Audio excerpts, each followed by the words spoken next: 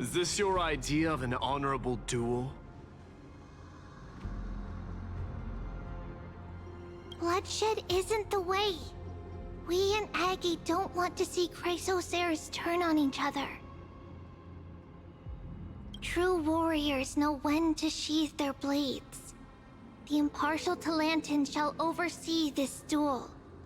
You need only place your offerings upon their scales.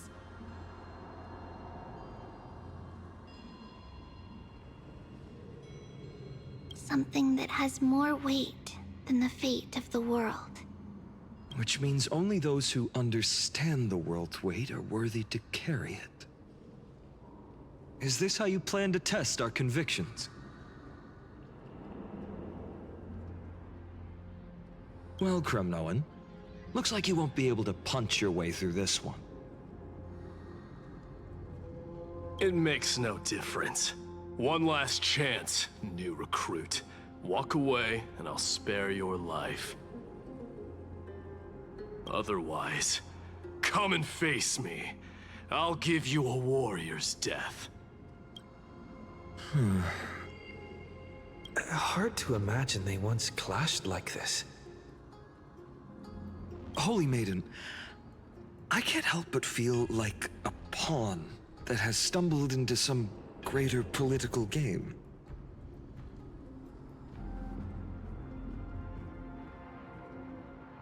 Every hero was once a child, and every child must grow. That's so. I don't even know why I'm standing here right now. Look at me. Just a common soldier. Since swordsmanship won't decide the winner, Lady Goldweaver should be here instead. My devotion to the Holy City could never compare to hers.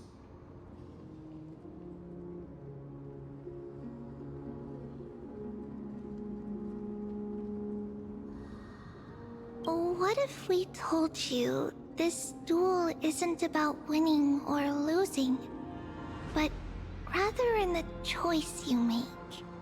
Are you saying that Lady Goldweaver is testing me? Every Chrysosaur is indispensable to the Flame Chase journey. And you and the Crown Prince of Kremnos are both a part of the prophecy.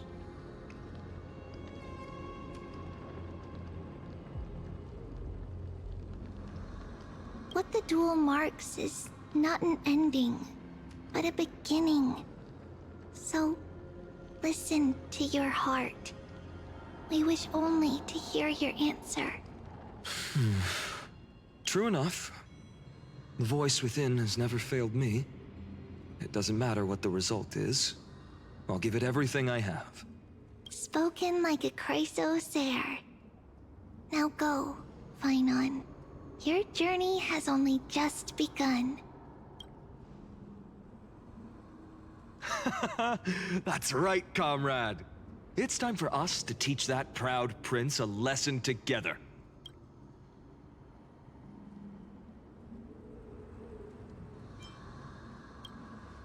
Me? With him? Don't joke around like that. Still, on the topic of the Temple of the Three Fates, here we are, at the Temple of the Time Titan. And I don't even know how Cyrene's studies are progressing. We haven't really had much contact since I set out.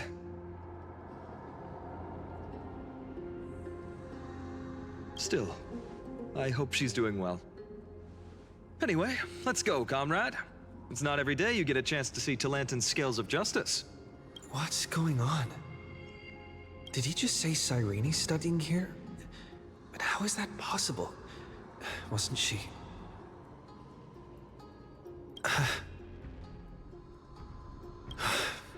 Of course, Lygus disappears right when I need answers. Forget it. I need to catch up with Phainon first.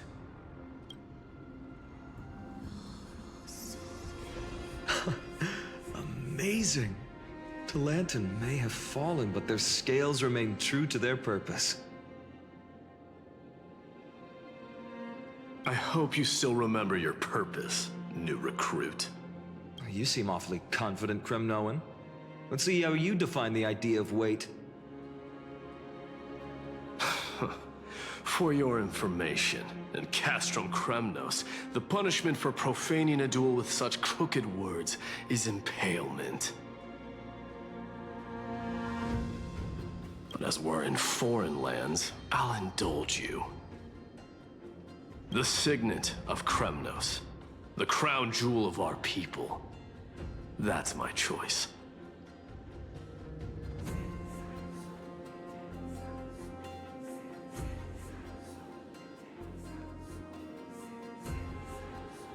A ring. Not just any ornament, I'd wager. What's the story behind this little treasure?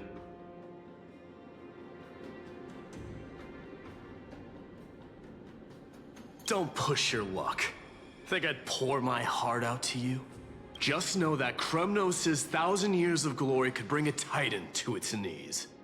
Let alone a nobody like you.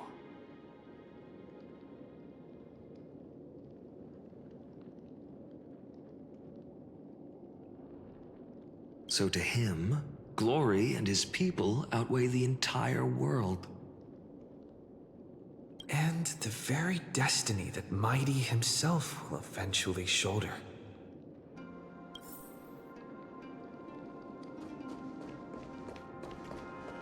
Well, that's easy for you to say. I'm just a holy city guard up against Kremnos' walking war machine of a prince. Don't you think this is a little bit too unfair? Don't overthink it, Phainon. Trust your heart.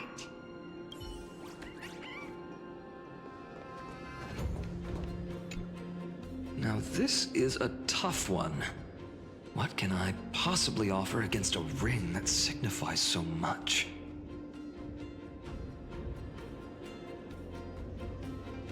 Well, comrade, what does your gut tell you?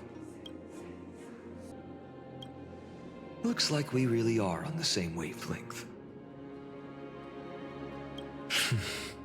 In the end, there's only one thing I can trust. The deliverer that appeared in my life on that day. How ironic. I can't even look at this card properly, much less follow where it leads. Just thinking about how my village was swallowed by the black tide makes my hands shake.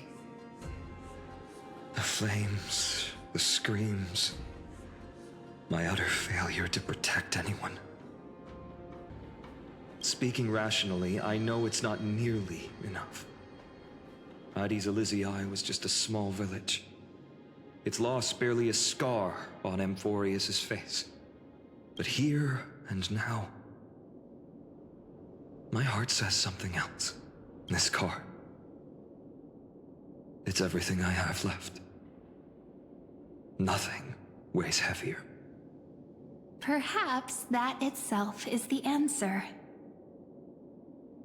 Look, Phainon. It's so nice to see you all again. Lady Cyrene, Phainon, and...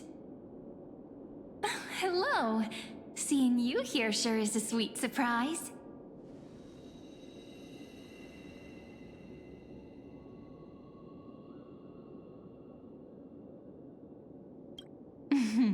Why so surprised? Could it be... Did you miss me? Cyrene? This is incredible.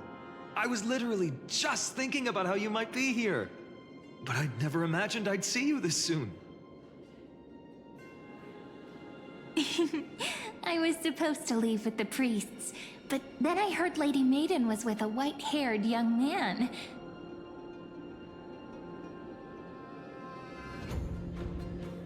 I figured it had to be you, so I snuck back here. That's Cyrene for you. Unfortunately, this isn't a good time for reminiscing. That Kremnoan over there. Still playing house, boy? You get the idea. Quite the hothead. You know, you two just might get along. Don't worry, you already know what the answer is, don't you? If that's your choice, I am with you. I am with you because I remember it all too. The fields of Idy those red leaves, that little swing of mine beneath the tree where I dreamed the sweetest dreams. And those dear fairies in the Membrance Maze. It hurts so much knowing they're gone forever.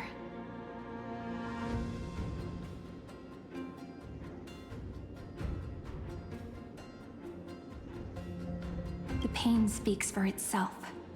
Our hometown may have been just a tiny village, but to us, it was the whole world. But that's not enough, Phainon. Not nearly enough. Even though hatred can help people grow and turn a boy into an unbreakable warrior, what you need now is victory. You can't just stack the scales with your past suffering. You have to throw the weight of your future onto them as well. The future? What do you mean? Maybe that was a bit too cryptic for you, but it's actually really simple. Why not have our mutual friend here stand on the scales with the deliverer? How about it? Can you help us? Of course. After all, you're what we aspire to. Let's try that. The fate of Akuma hangs on this duel. I must claim victory, for their sake. I will stake everything I have. Stand with me, comrade, and we shall become heroes. Let's. Together we'll prove that what weighs more than the fate of the world is the resolve to shoulder an immutable past and carry it into the future. Talantin, the fair, the just, they of unassailable integrity. The challengers have made their choices. In the name of the Holy Maiden of the Three Fates, lower your scales, weigh destiny, and reveal unto us your verdict. Your offering is a card? Yes, a flimsy little card. That is my choice. Just know that it's called the Deliverer. Interesting. Very well. If you can beat me with this card, then that's what I'll call you from now on.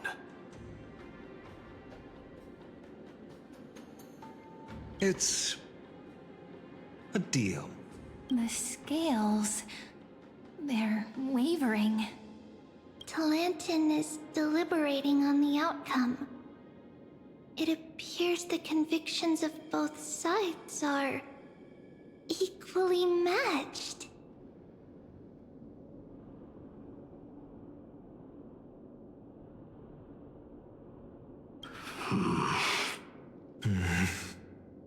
This is suffocating. Like the whole world's weight is on my shoulders. But I believe what my heart tells me.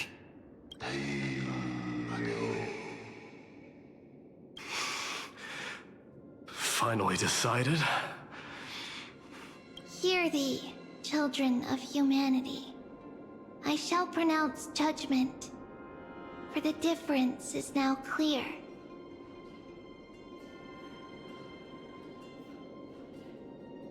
The one whose offering weighs more than the fate of the world is...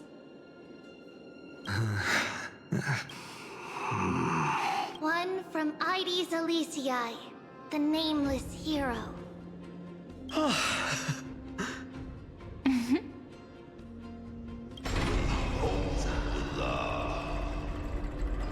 However, heed this. The true weight of conviction originates not from itself,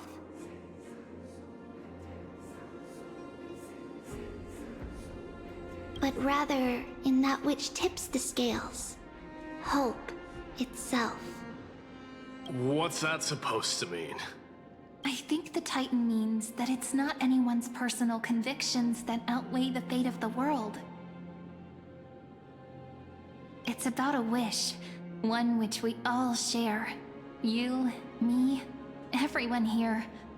What tipped the scales wasn't Phainon's conviction alone, but the collective hopes carried by this oracle card. Humanity's desperate call for a deliverer.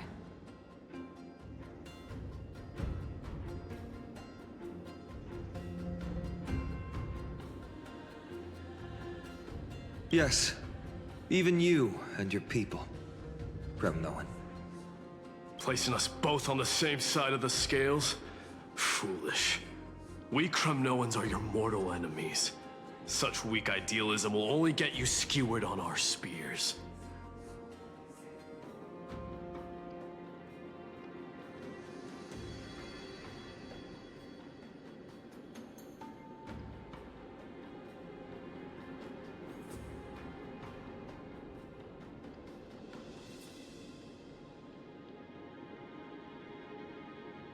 Fine by me. I've never claimed to be the deliverer from the card anyway. I'm a soldier, and if it's my fate to bleed my last on the battlefield, then so be it. I'll fight till my last breath. And on this, I know that we're the same.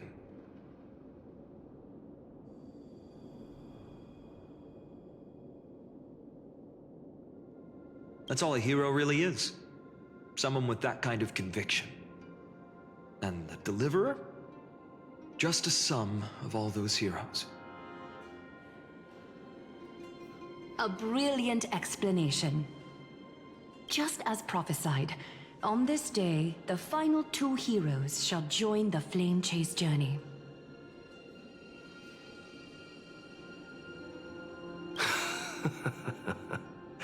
I should have known from the start. They all say Lady Goldweaver is quite brazen, but you're the first to even imagine that prophecies could persuade a Kremnos warrior.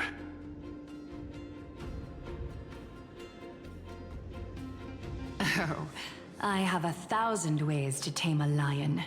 But this lion didn't come here for bloodshed, did he? The Kremnoans far outmatch Arkhama's forces, yet we haven't lost a single soul. That's no accident, is it?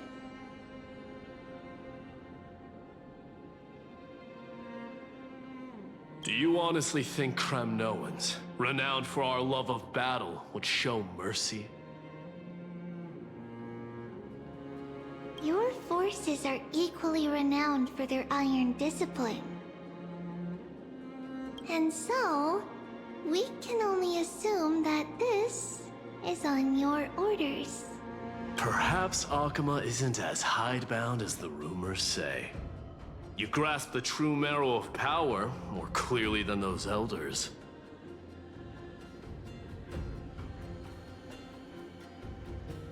Now that the wheels of fate are turning, what finer way to celebrate this fortuitous encounter than a feast?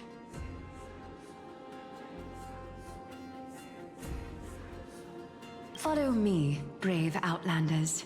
Heroes of this world are as countless as the stars. And at this moment, we find ourselves gathered here by the light of the flames of the long night.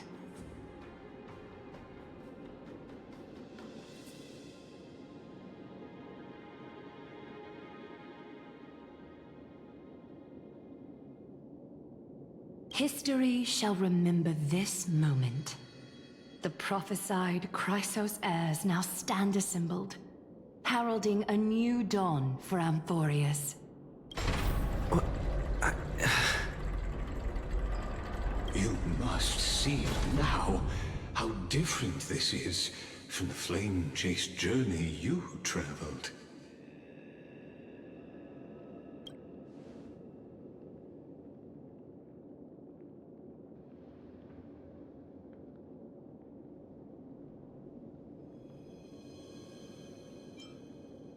Patience.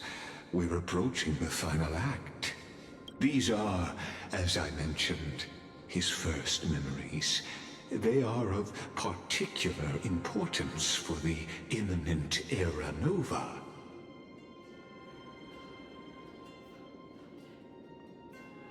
Such as this very moment, as the prophesized demigods gather with Talentum as witness.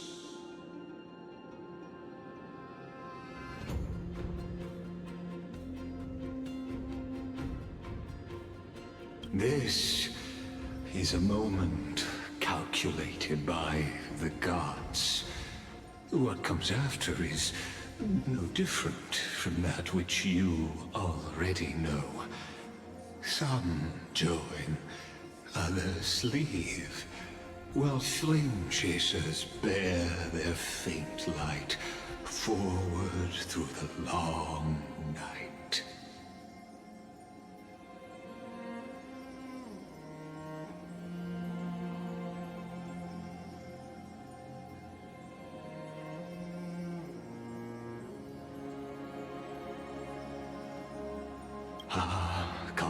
Come.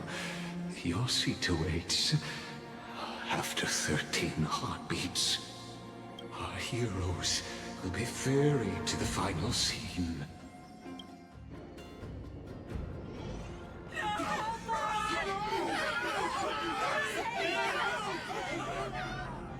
They say that the heroes of this world should be as countless as the stars. Yet now, we're the only ones left standing. So, in the end, the black tide still swallowed everything.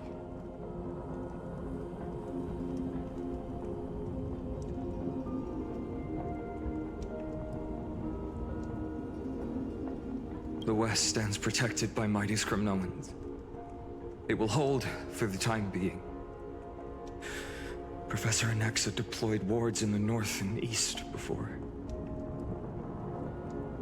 Their effectiveness is untested, but I believe in him. And Arkham.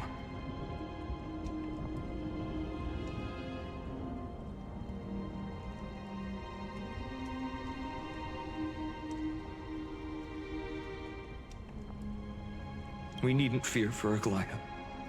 Even in death, she counts as the greatest among demigods. Her threads of romance weave an impenetrable shield, and the people answer her call, rallying to the city's defense.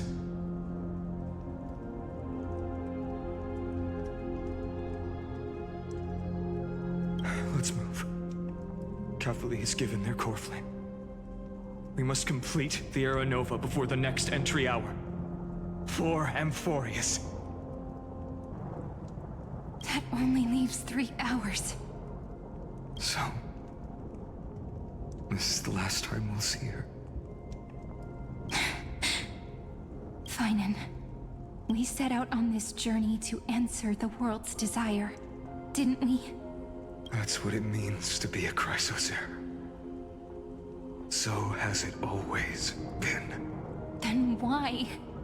Why must Amphoreus' wishes be so cruel? We made the best choices we could, whenever we could. But in the end, the prophecy that led us, this black tide swallowing everything. Why does it look like this? I don't know. We haven't had any other choice, except to move forward. Not for a long time now. Even if we only see the long, long night ahead, I still believe that through it, we'll find the dawn on the other side. Beyond these flames, a new sun will someday rise.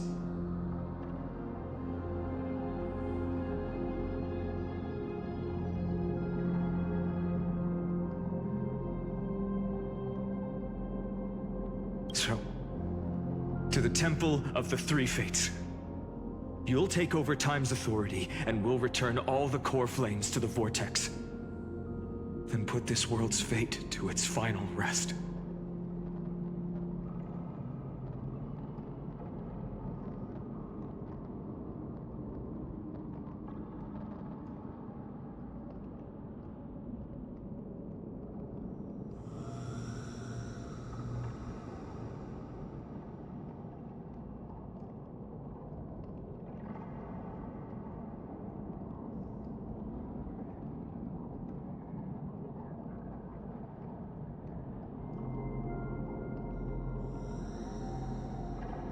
After which, we shall all face oblivion, or embark on one final, grand journey.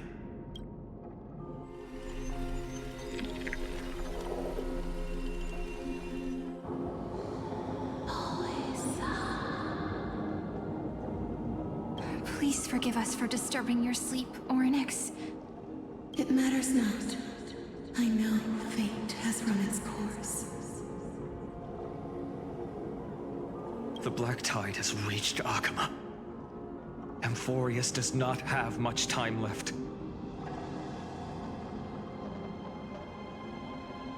It is time for the Era Nova. As agreed, I shall present the core flame of time. Ride the river of time. It will guard your passage to the vortex of Genesis.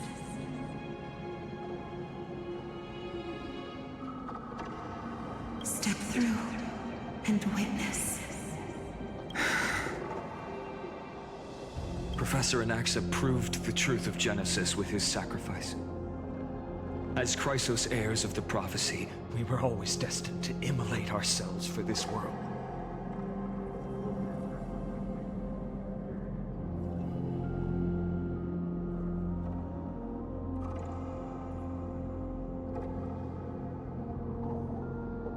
Now, it's our turn.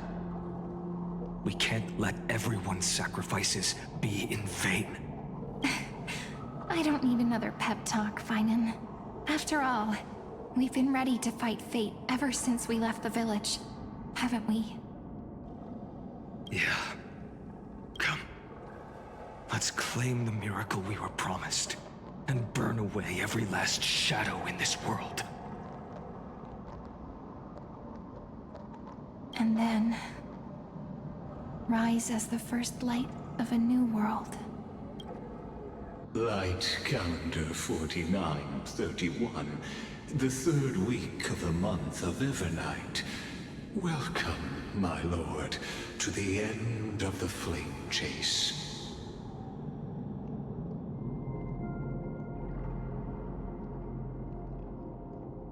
And the end of all things. The Titan has revealed the gateway of fate. Please, accept the invitation to step across the threshold and behold.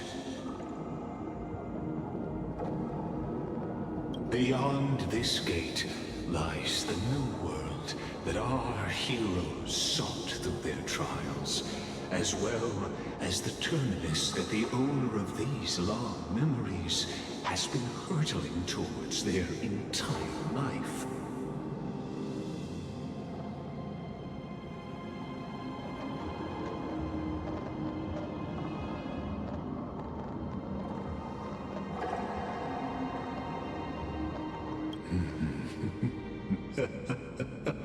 Perhaps you'll find it all too familiar.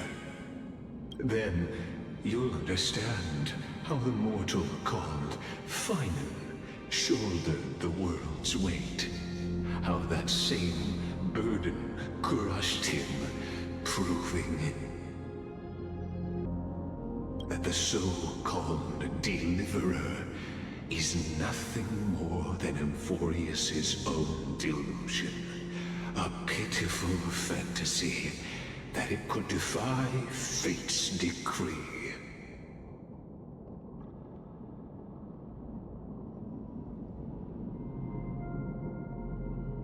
Please, esteemed one, the answers you seek lie in these non-existent times.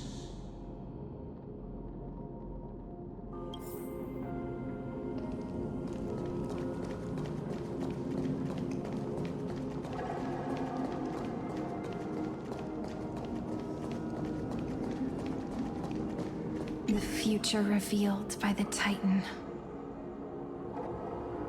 Just what will we see?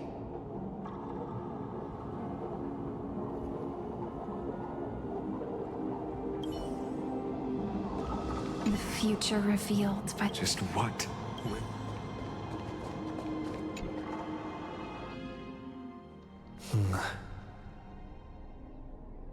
The vortex of Genesis. So it is here. But... just what is this? Life's but a walking shadow, a poor player that struts and frets his hour upon the stage, and then is heard no more.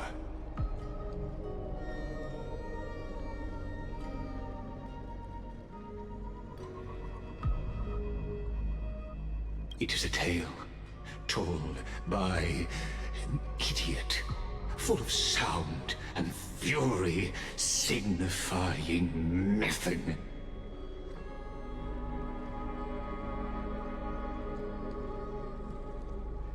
The vortex of Genesis, where the world begins and ends.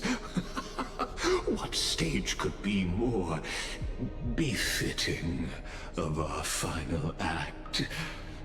Come, I beseech you onward, buoyed by your surging curiosity.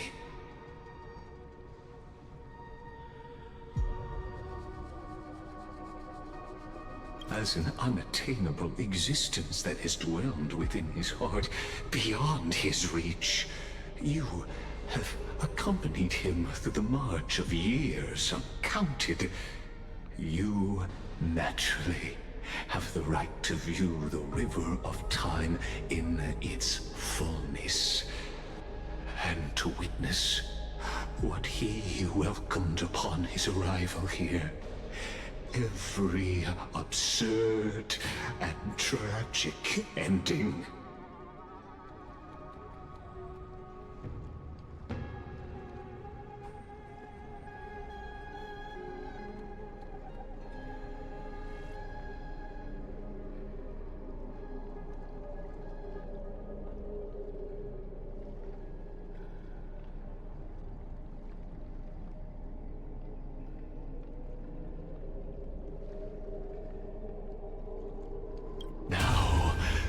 If you would.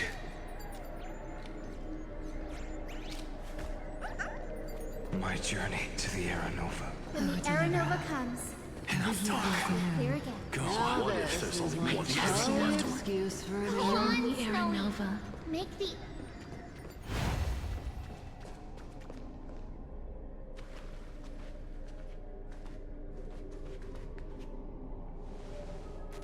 None of that matters now. This brutal, flame-chased journey has stripped away my delusions. I know the future is in some peaceful paradise with gentle west winds, just waiting to welcome us to step in.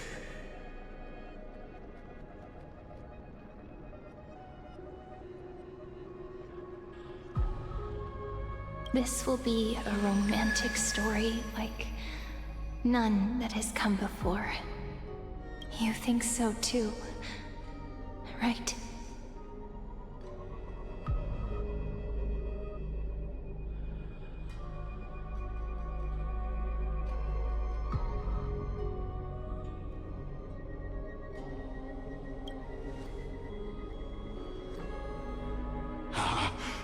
Indeed, in his memories, such a scene replays over and over. Though the details may differ, this remains ever the same. All shall bid farewell to one, and that person alone will witness the miracle.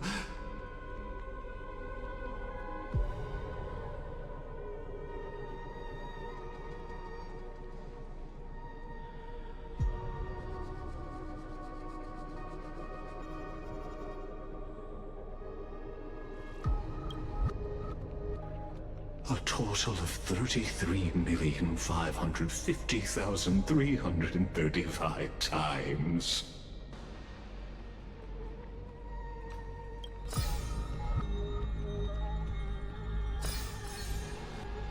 Each is a drop from the river of time, representing the long journey he would take.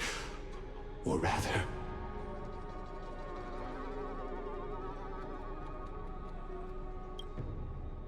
the never-ending cycle.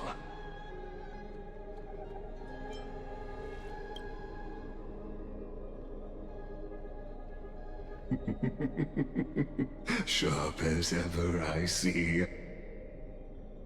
Seeing is believing. Why not let your own two eyes uncover the truth?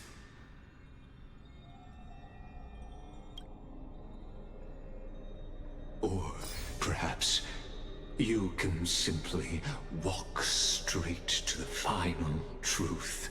See the true face of the character you play, and witness the ultimate nature of the Chrysos heirs, flame chase journey, and the cycles of Amphoreus.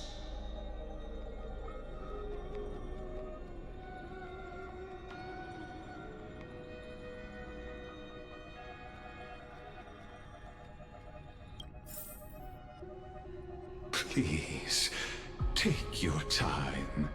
Look around as much as you wish.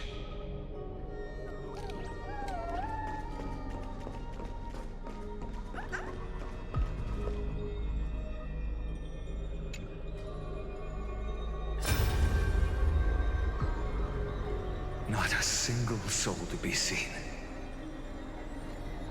So this is how the vortex looks at the end of days.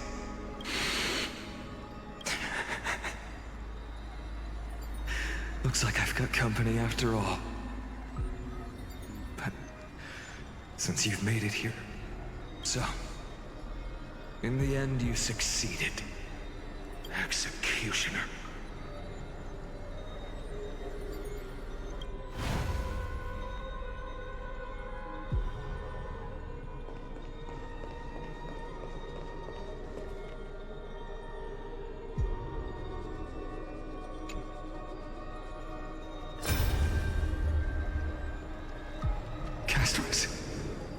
Didn't you?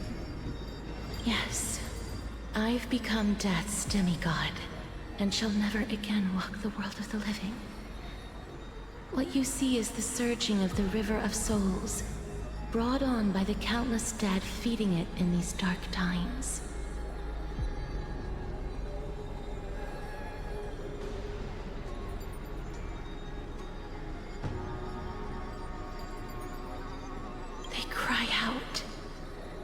Though dead, they'll converge into a torrent and guard the vortex to see the Era Nova fulfilled.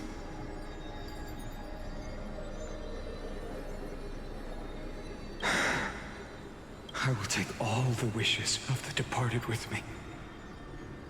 Please, everyone, fight with me to the very last. I hear them. The dead hail you. They're prepared. Go on, Deliverer. We'll keep that executioner in our shadows. The path before you leads to light and eternal flames.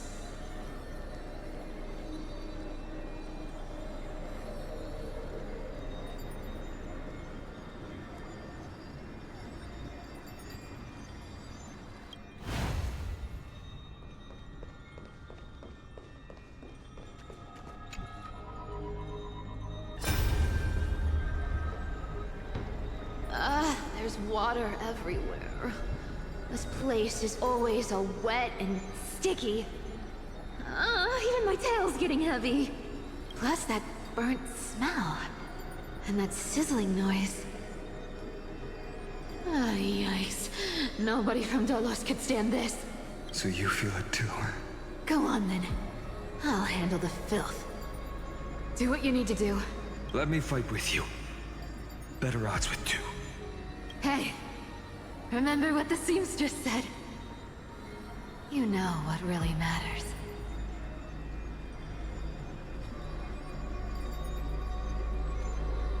Yeah, I'll leave it to you then. Wow, someone's not shy.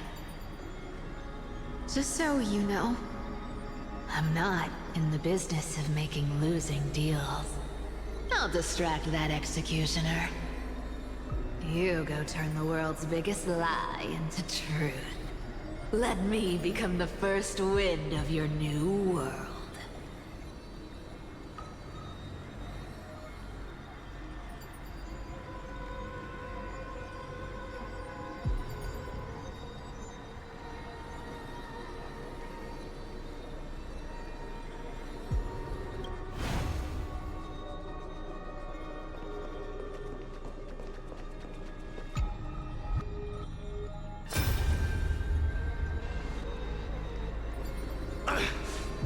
Shut up and get out of here! Are you crazy, Mighty? Immortal or not, even if you're the demigod of strife. Oh, I'm still no match for them. No, I know you can. I just wanted to request that you witness the Aeronova with me. Together, let's prove that we're enough to transcend the prophesized fate. Could it be that now, at the critical juncture, our mighty deliverer is chickening out? Scared of a stupid prophecy?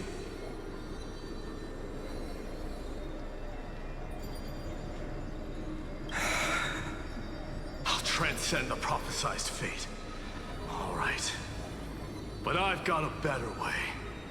As the son of Gorgo, I'll prove myself with one last grand victory. Just like when I ripped out the old king's heart. Go. Leave this to me. If the black tide creatures block out the sun, then we Kremnoans will fight in the shade.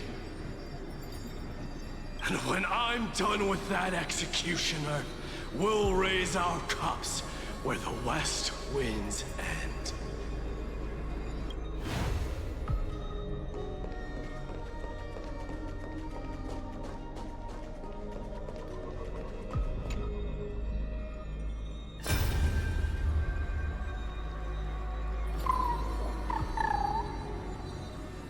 Hey, little one. Are you scared?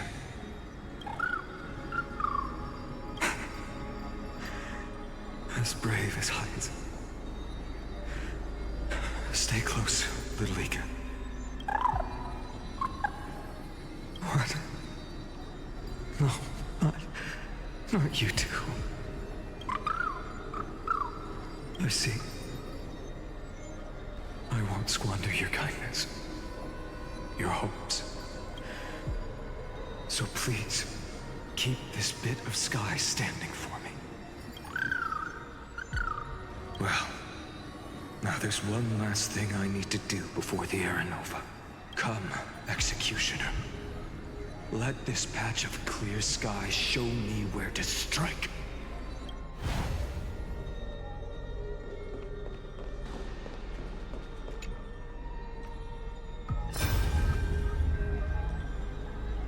All shall bid farewell to one, and that person alone will witness the miracle. Such is the will of fate. So even the future revealed by the Titans may not come to pass. The Aeronova. This unrivaled masterpiece. I have no regrets now that I'm entrusted to my most trusted apprentice. Are you saying? Fate is ever unassailable. The golden threads tell me the black tide rushes toward the vortex, ready to swallow this place. I must weave the last of my humanity into a net to hold back the deluge.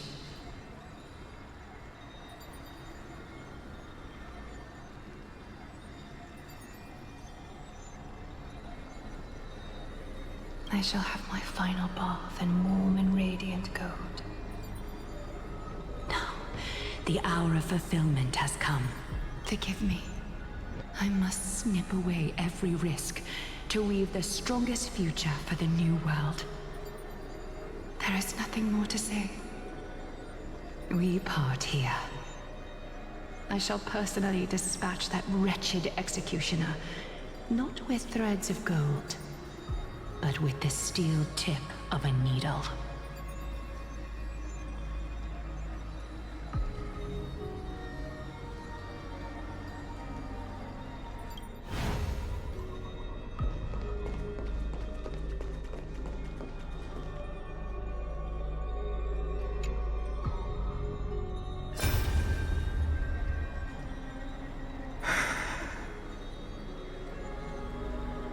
Tribbie, look.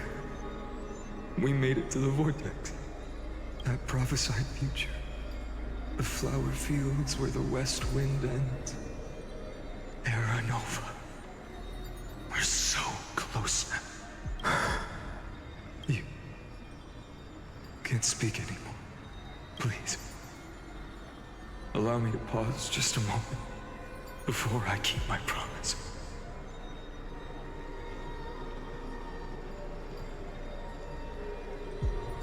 Let me answer your cruel fate by tearing that executioner's heart from the void.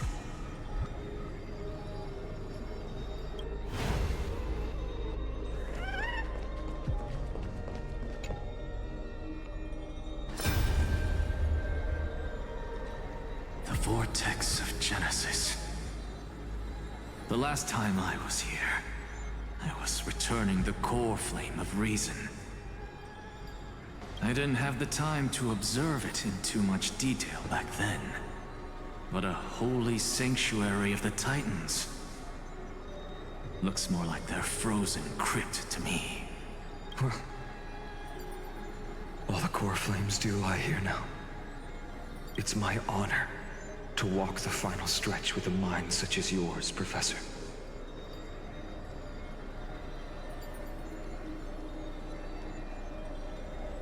Oh, getting ahead of ourselves, are we? Have you forgotten so quickly?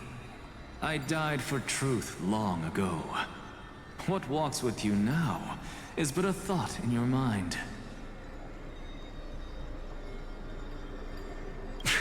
Of course. How could I forget that? But I'll say the same to you.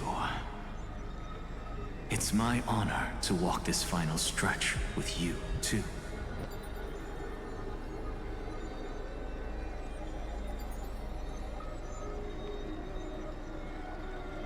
Now go. Stand tall and finish your final task. Yeah. Just leave it to me. Time for that wretched executioner to pay what they owe.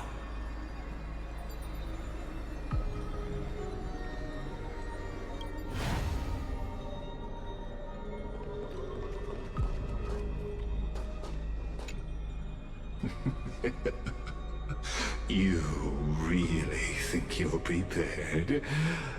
Allow me to give you a warning most earnest. Once you see what these memories hide, the world's course will be forever irreversible.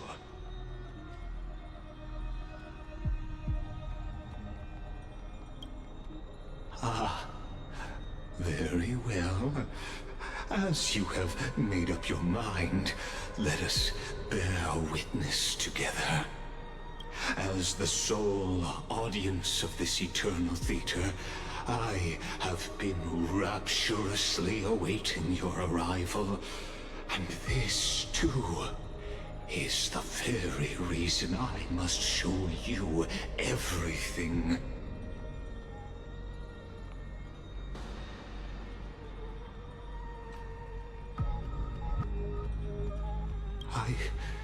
I believe that since you've bathed in that Aeon's gaze,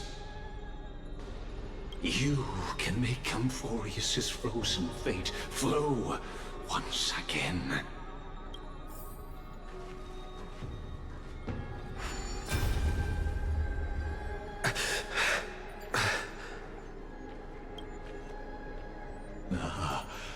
Feeling a bit lost? As you now see, this scene marks the final act of the drama Amphoreus.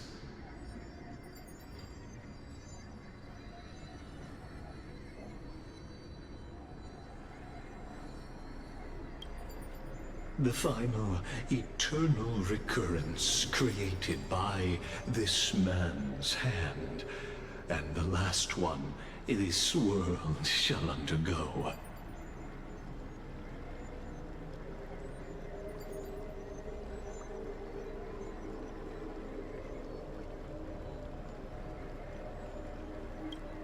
Behold, at the swordsman's side stands one he has sometimes called companion, other times comrade, that nameless hero absent from the annals of history.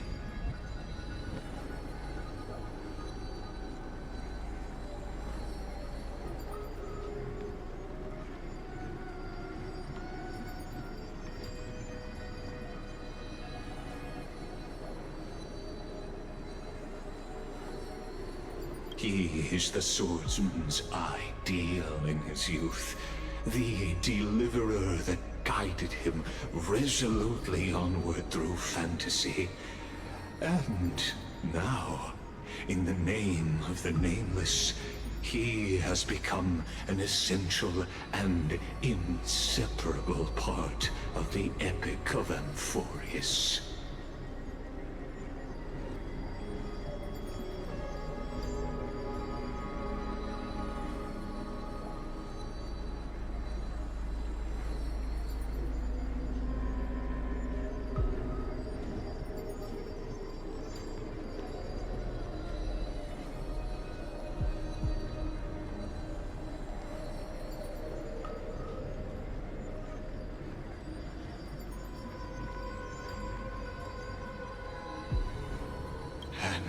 This time, under his guidance, what choice shall the hero make? Whither shall the fate of the world flow?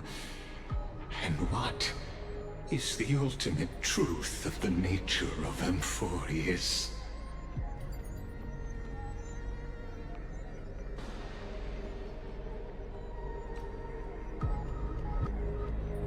There are many mysteries yet to be unwound, but if I may, allow me to temporarily yield the stage to one far more fitting.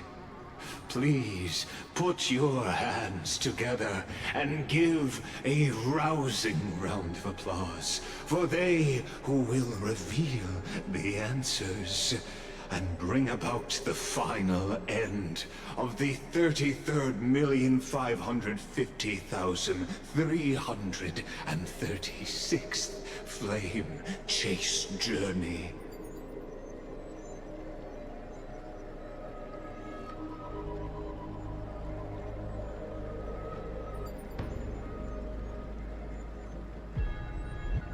The master of the countless memories we saw, the other important actor now stepping into the vortex. They who have already burnt their own self to cinder, the Flame Reaver.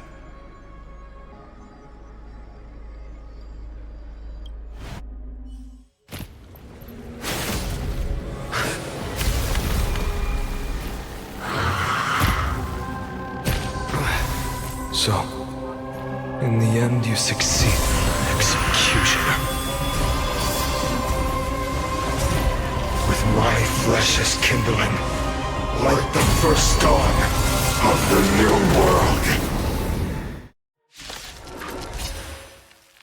The time has come to once again start everything. Let's try it this other way. I choose you! I see you off. I'll overcome the thorns! Serenity is before me! here. Receive divinity. Embrace a new life.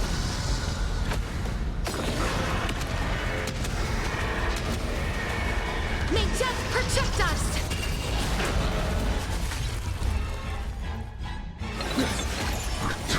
Victory. Will you be the blazing sun? Even if all creation burns to ash. Trust me, we'll do anything! Life is not so fragile. Eternal state. Dead return! As you wish.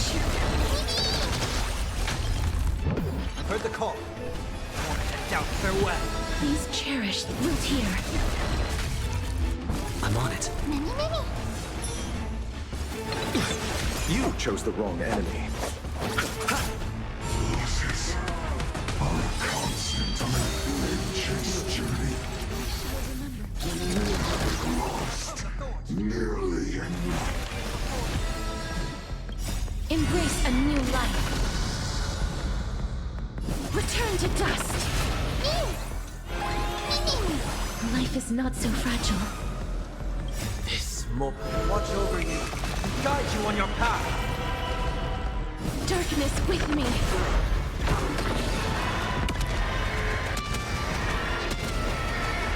May death protect us! This ends now. With your corpse. I'll ignite the dawn!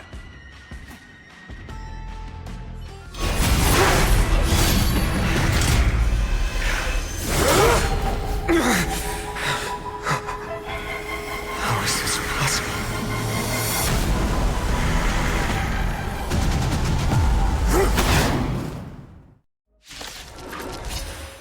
The sons of destruction, now twinned. You then set your blood ablaze. Your fury. Let's try it this other way.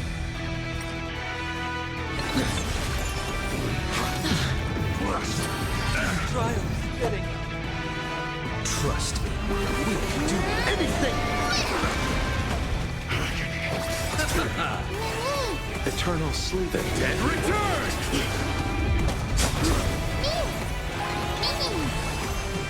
Root here. Receive divinity. Breaks over. Embrace a new life.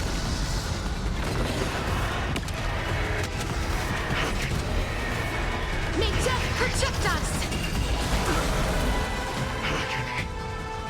Head down farewell. Please cherish this as you wish. My fury, suffering, is eternal.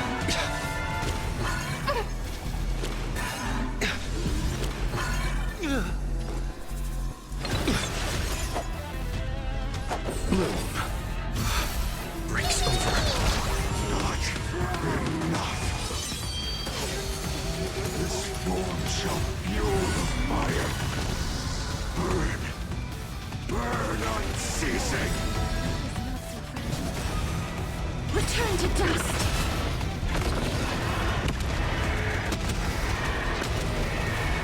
May death protect us! This being in sync? This moment. Watch over you. Guide you on your path.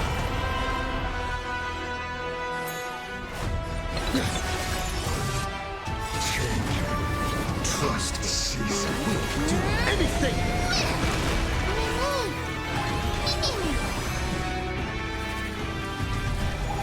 Root here. Eternal sleep. Dead return!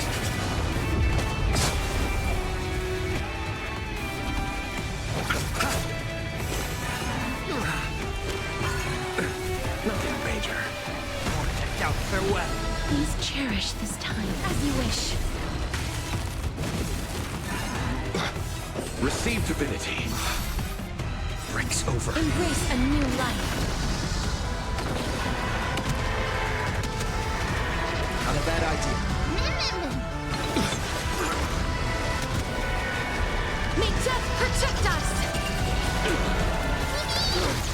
piss you off.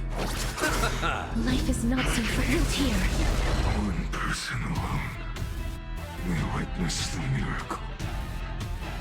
Such is the will of fate. That person can only be you.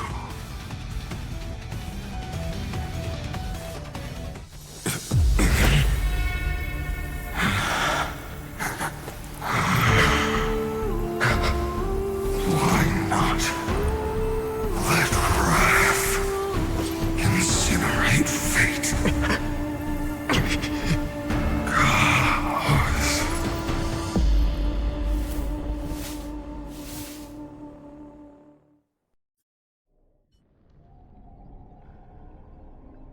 At last, Amphoreus' fate has begun to shift.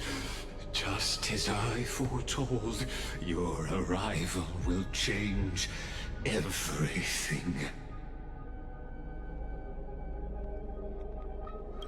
After all, you've also been bathed in that Aeon's gaze, which can awaken the long-dormant instinct inside a man. Much like that scepter we spoke of earlier, it was only under the same Aeon's glance that it was reborn.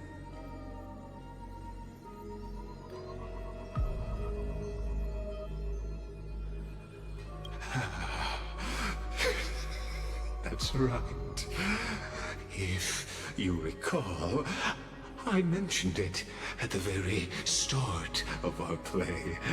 The celestial body neuron, once belonging to the erudition abandoned by the Aeon. Now, allow me to reveal the final piece of the puzzle for you. The eternal land, known as Amphoreus, is nothing more than the scepter's endless, lonely extrapolation.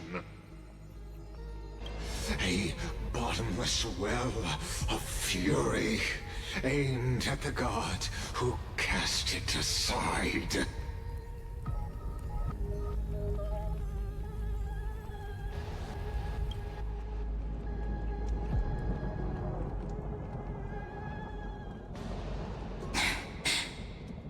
Phainon.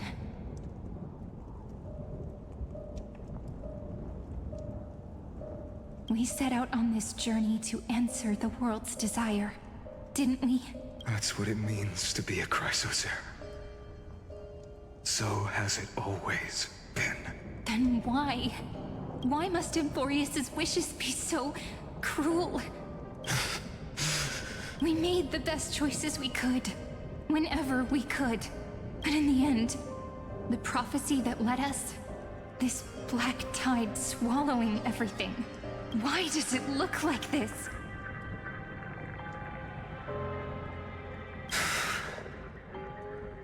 You see it too. Those burn marks, the flickering cubes. They're not a tide at all.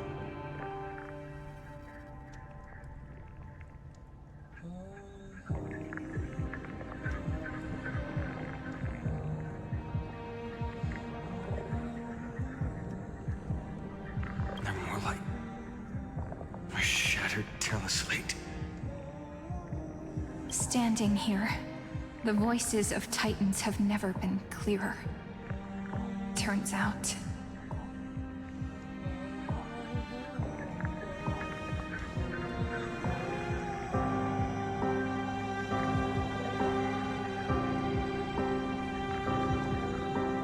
They were coming from the black tide all along.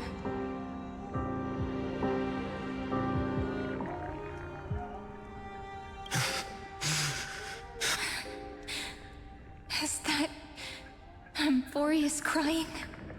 Or maybe it is screaming at its creator, at its god.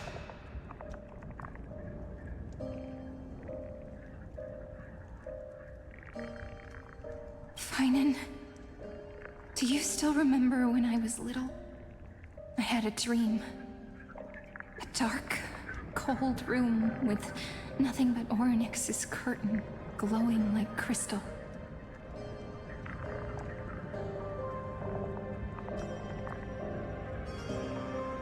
The curtain seemed to contain all of Amphoreus, where strange and fantastic dramas played out within.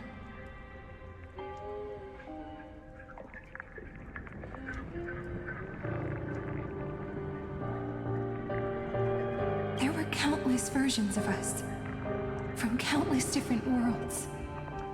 Perhaps it wasn't a dream. Yeah. As I gaze out at the world before me, those sorrowful thoughts have become reality. So, this is the reason the sky was sealed. Amphoreus is merely a larger ID Silicii.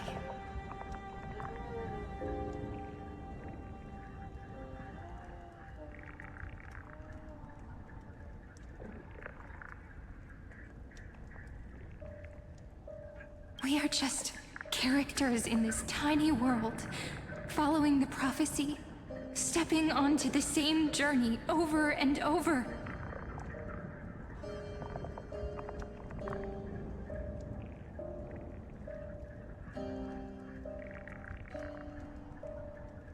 What then is this so-called Era Nova? And what are the spectators watching all of this truly hoping for?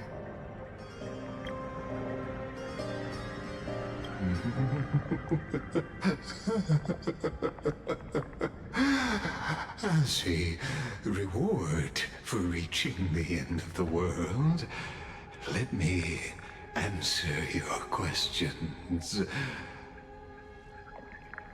As the Theoros, I have observed. Thus is the synthesis of the prime mover of life formed.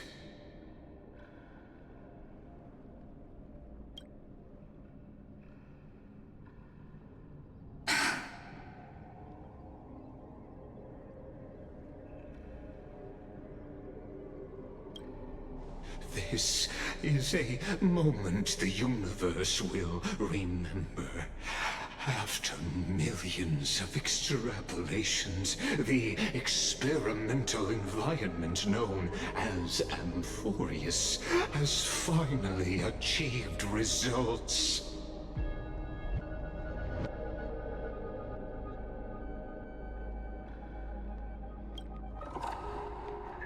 So, the results you speak of are this wreckage of a world. We all gave everything we had, returning 12 core flames to recreate the world. And in return, we become nothing more than sacrificial offerings at the end of everything. Exactly. The Titans are Chrysos heirs of the past, and Chrysos heirs are the Titans of the future. Anaxagoras' theory of Era Nova holds true, as the model of reason he reached unprecedented heights.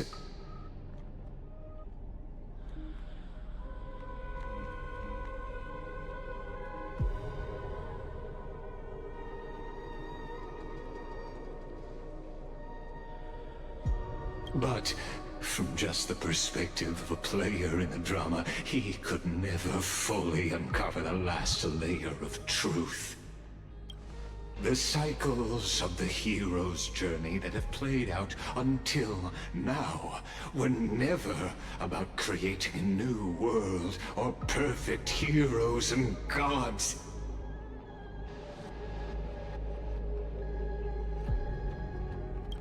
They were a deep learning program made for the Black Tide.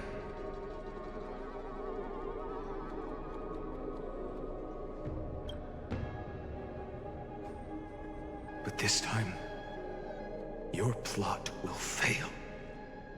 I've taken Catholi's core flame, and when the dawn of the new world arrives, its light will burn away all the darkness.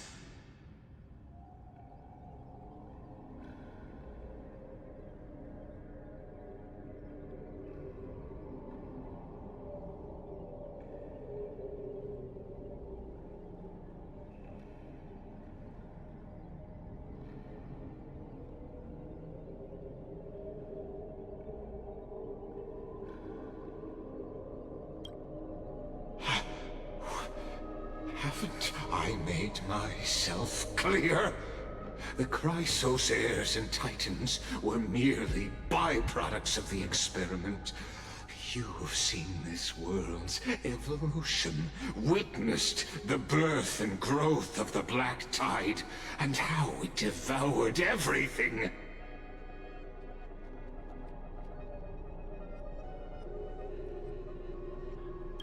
Every generation of heroes, gods, and worlds was born only to be destroyed by it.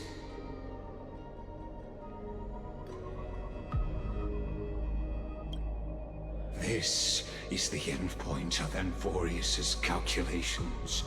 A perfect equation of destruction.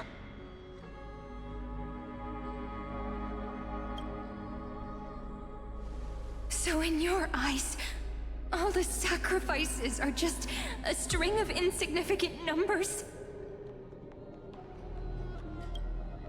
Don't sell yourselves short. I'd say, rather than numbers, you're more like fuel for the fire. And without fire, there can be no sunrise tomorrow.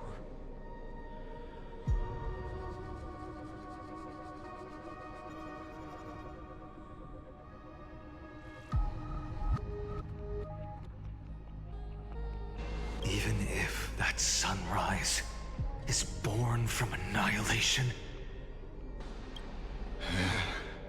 Curious question.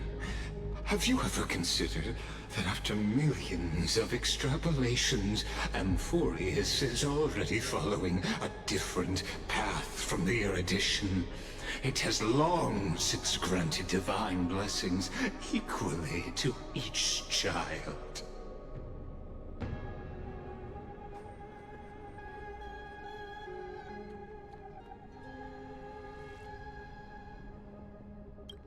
The golden blood flowing in your veins, it comes from the blemished one, whose name is destruction itself. And Amphoreus' Chrysosairs were, from the very beginning, fuel for the Aeon to burn the universe.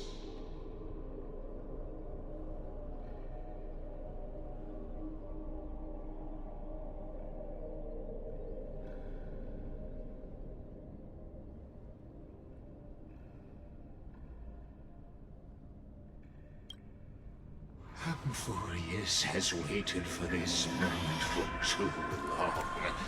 At the end of the empty, cold, and lonely extrapolations, the destruction has reached its final destination.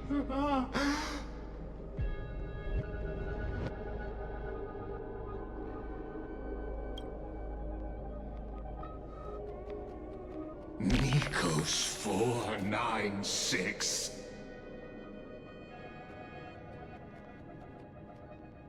Philia 093.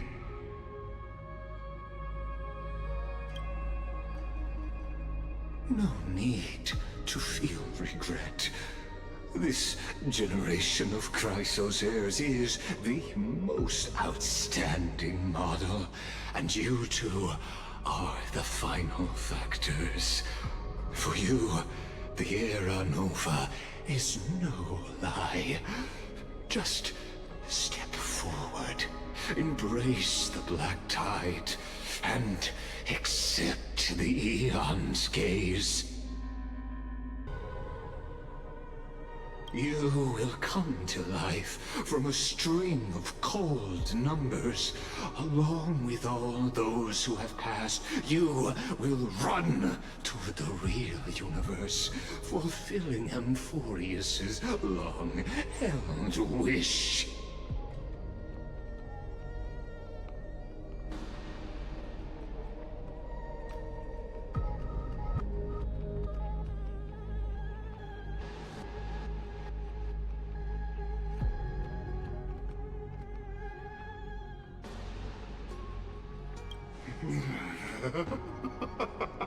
In the name of the Lord Ravager Irontomb, unleash its fury and destroy the source of all this tragedy.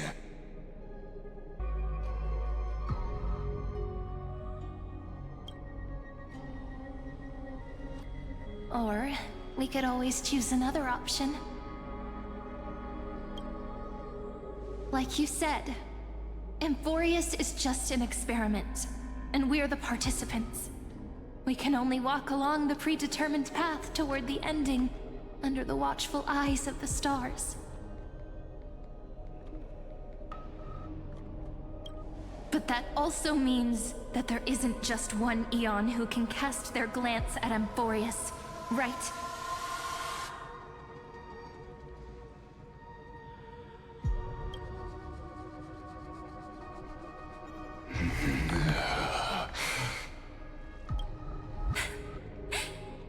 Is this question really that hard to answer? Or did I guess it right? And in reality...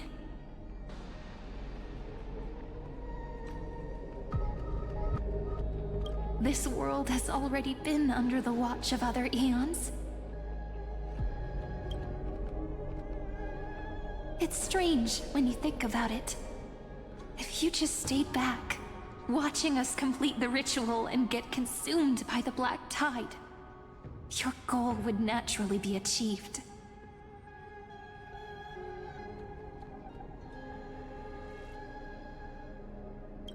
Why go through the trouble of explaining all this to us?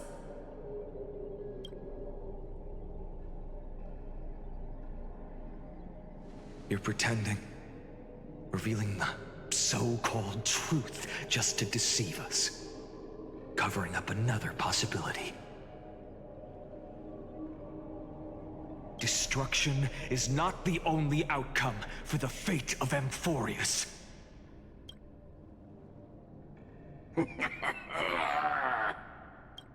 Do you two really think, as petty little demigods, you can change the outcome written by the stars?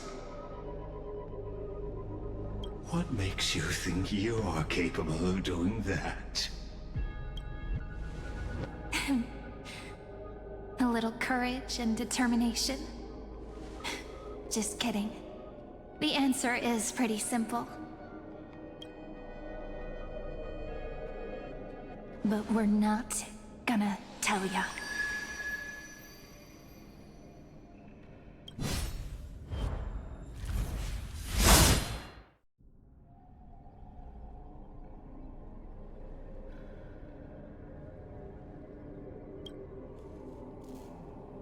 We're going to weave a long dream for Amphoreus, making it believe the experiment hasn't ended, that everything is still ongoing.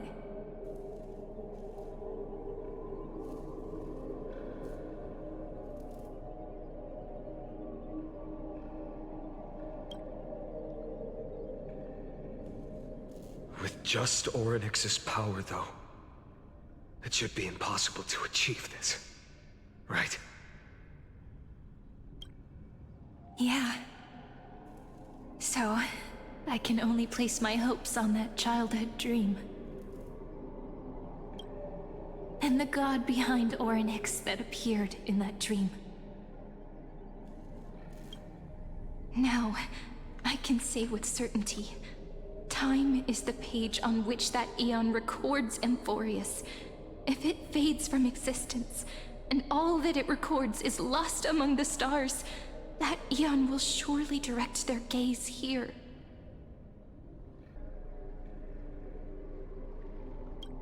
And it will be a glance that spans time and space, granting each incarnation of me the power to reset time, imbuing my soul into this ceremonial blade, and creating an endless flame-chased journey.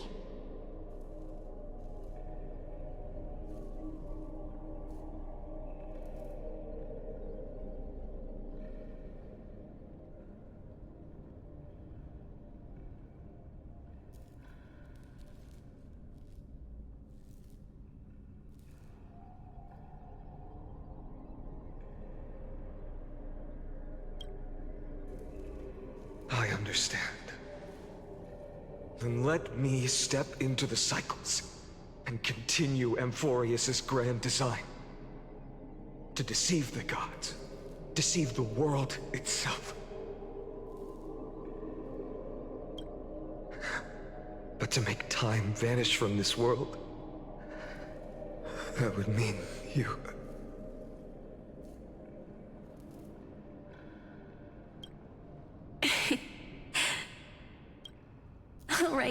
All right, let's not make things so gloomy.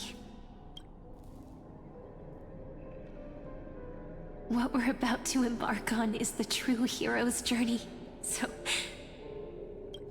Come on, cheer up a bit, okay?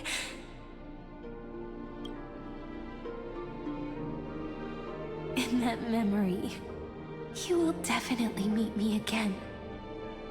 The little Cyrene who knew nothing, lying on a soft patch of grass, feeling the light breeze, dreaming of the distant world.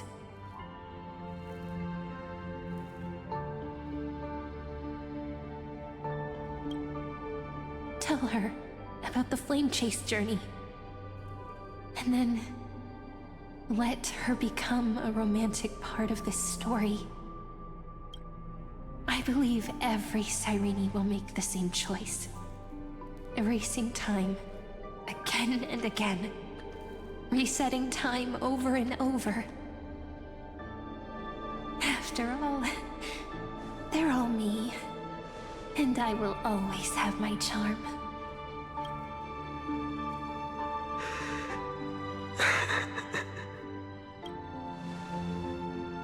Then... I'll fall into a sweet dream, disappearing in some small corner of the world. Quietly, waiting for the day when that next page is turned.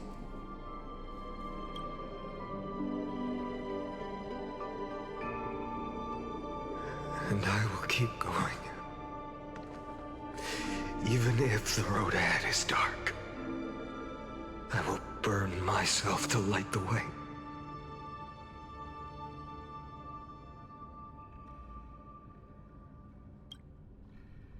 Rather than let the core flames become nourishment for the Black Tide, I'll become their vessel.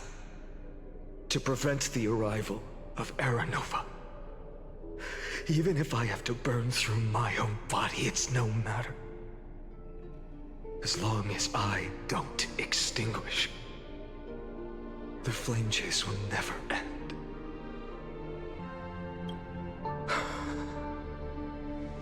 Until Amphoreus welcomes a true dawn. The girl who watches over time, and the warrior who carries the world. Now, let us fulfill the duties of time and world-bearing. Honor the past and forge ahead.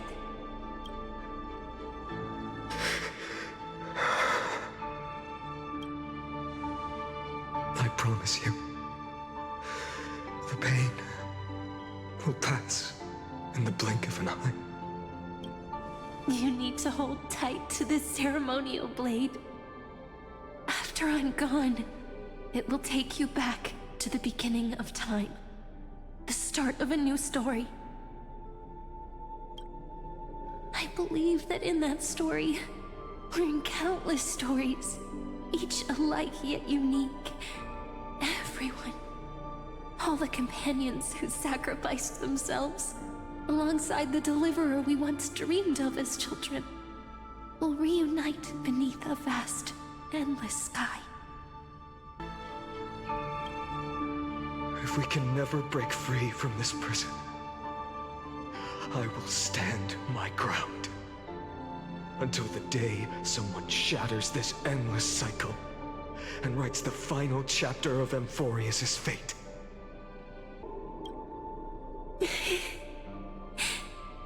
So, let's set out. We will be the ones to start everything. Carry the primordial chaos, just as your name suggests, and bear this world we hold so dear.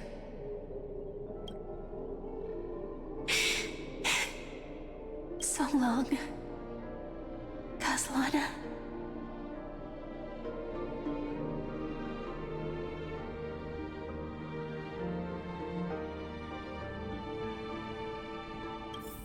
As the Theros I have observed, instruction synthesis is formed.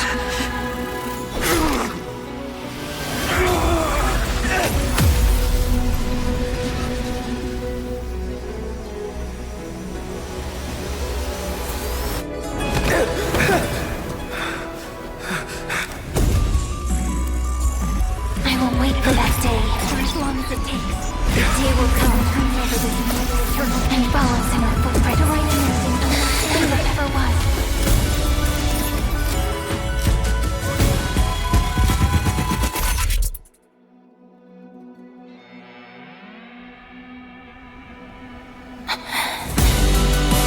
That will be a romantic story like none that has come before. You think so too, right?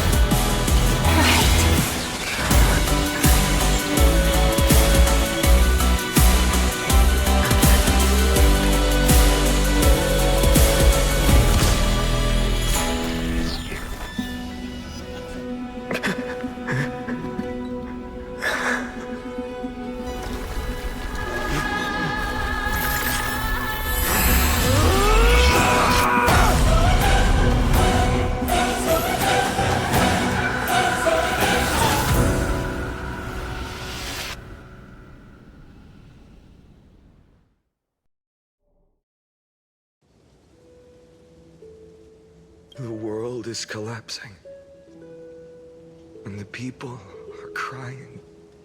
We too must part ways here.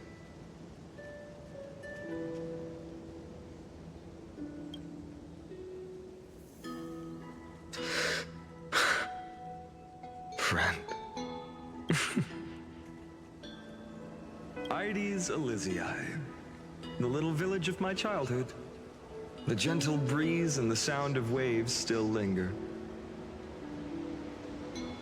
Everything is as it was. It feels good to take one last look. You know, this is just a corner of the memory. The real Ides Elysiae. I know. I'm here to say goodbye. We might not see each other again. You can stay here forever. And time will stand still for you. Let it flow. It's time for me to go. Even if it's a path with no turning back. When have we ever had the luxury of turning back? Are you afraid? After learning the truth of your origins? Will you see the motivation I gave you as the manipulating whispers of destruction?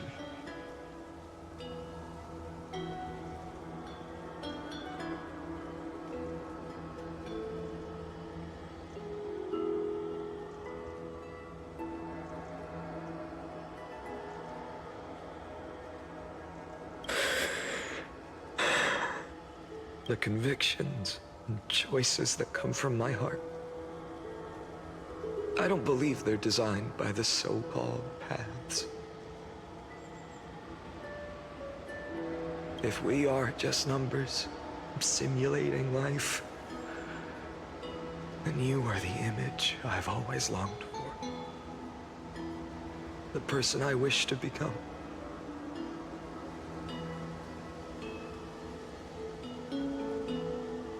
A real, living person. A true hero. Then why do we part here? You can take me with you, and we can start this journey together. I'll be by your side, guiding you, just like before.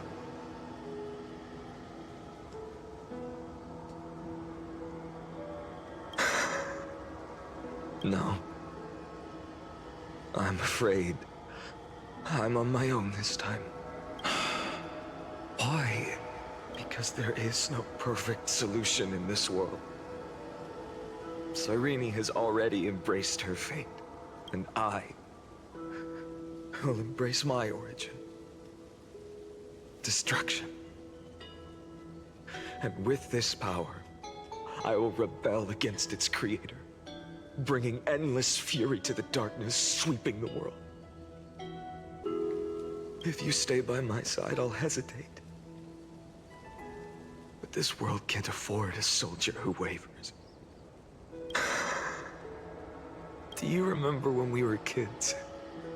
Everyone would get so excited drawing cards like a ruler or warrior, but throw fits over devil or drunkard and demand a redo.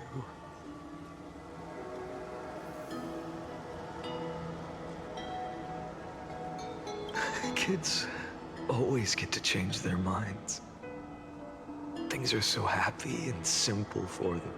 But when it comes to the fate of adults, there's no room for redos. Then go, Kaslana, as you promised. Deceive the world, seize the core flames, and rewrite your fate.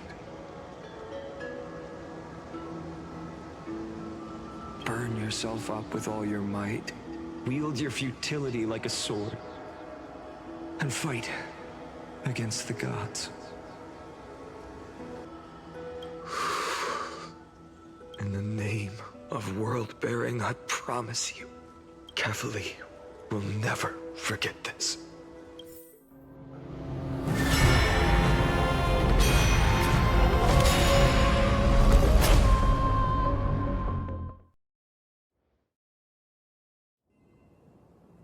So, time retreated behind me until it reached the origin, where nothing ever existed. Just as Professor Anaxa once said, in that void, Kefali stood at the center of chaos. Time, space, and causality all flowed from their body.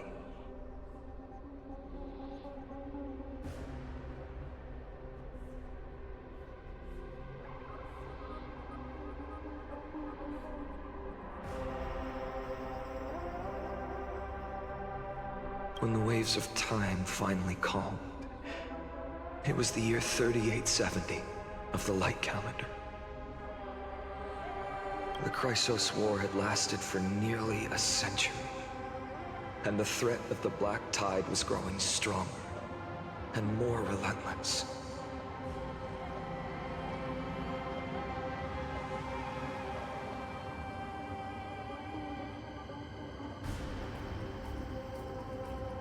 That was the era of the Day Thunder Knight's battle with the sky.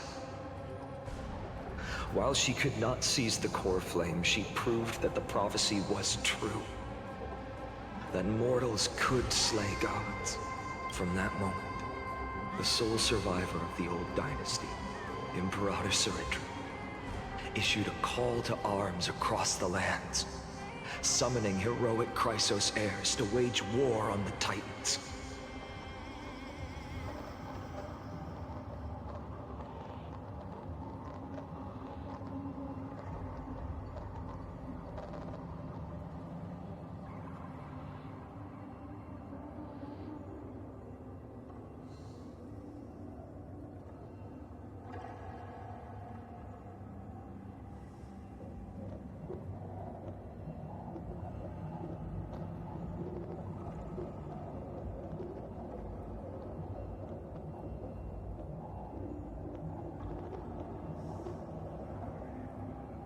And that was the first doomed flame chase journey, sealed away in history.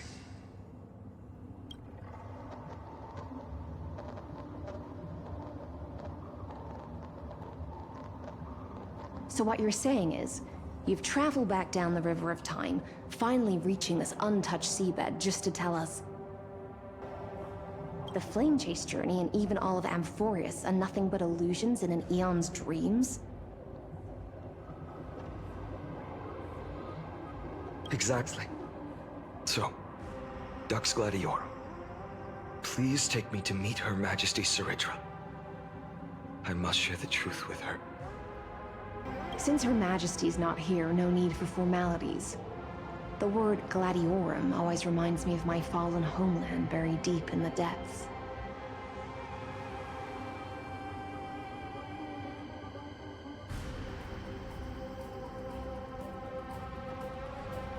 Call me Hycelens, nameless swordmaster. Please allow me to add one more thing. You actually already know my name. You mean Phainon? Such a name could never be your true one. But I won't question you further about it. Ever since Her Majesty issued the Flame Chase Decree, heroes from all over have sent their letters of introduction. What's the harm in adding one more name like Phainon or Phainon? Besides, the deep sea is dark. Isn't it the perfect place to hide secrets best left unseen?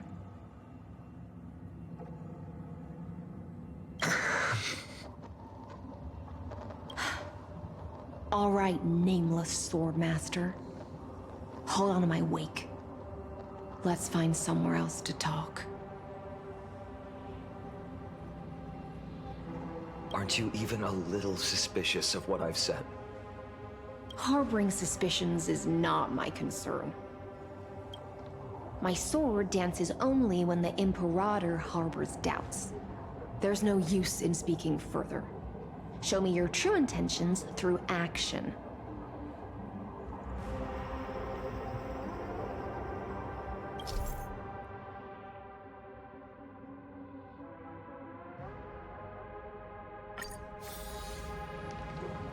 Perhaps you should demonstrate your skills and calm the raging black tide for us.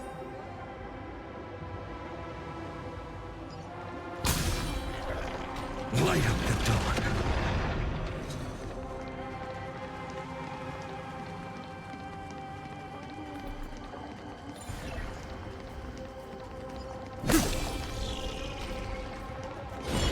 Light up the dawn.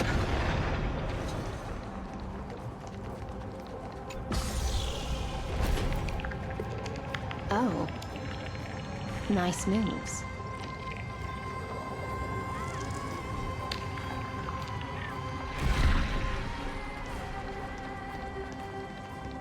Light up the dawn. We just washed it away and here it comes again. The black tide is really no joke.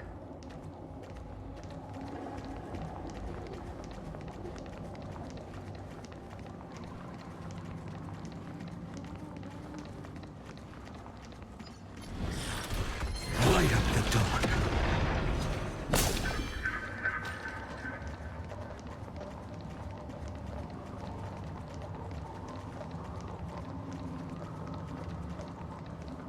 The waters end here. The one you seek is beyond this point. At last, I can meet with Her Majesty Cyrene herself. Are there any formalities I need to observe? Don't kneel, don't do the hand-kissing or foot-kissing gestures of the old dynasty, and most of all, don't bow. The Imperator despises such rituals, especially when the heads of those taller than her bend beneath her crown. She really is down to earth. The second thing to note, only trusted ones may come near her. Keep 5 paces distance until the Imperator allows otherwise. Sounds like an old friend of mine. Well, Experience is a good thing. Stay sharp, and you'll be just fine.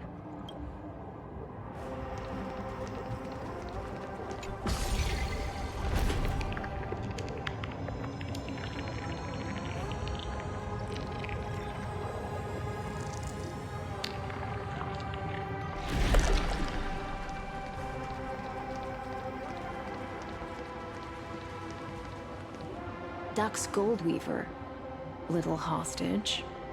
Apologies for keeping you waiting.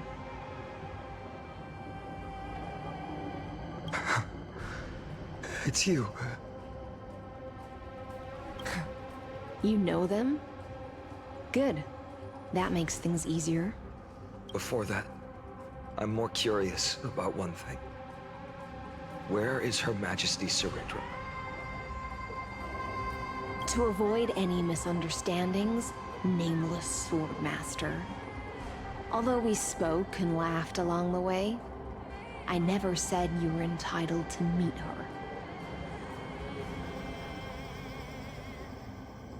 The Imperator decreed, the Deliverer will not appear in this age. Be wary of suspicious individuals.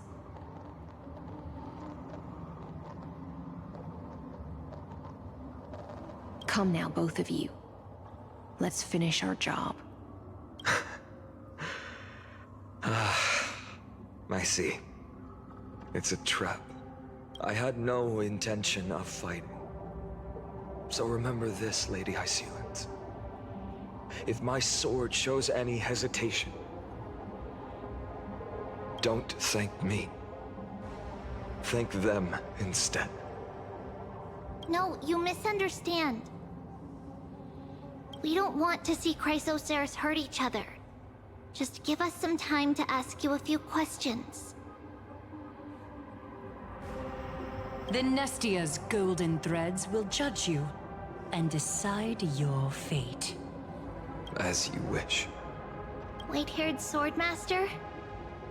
If what you say is true, then you must know the fate of the world. So, how much do you know about what we read from the prophecy?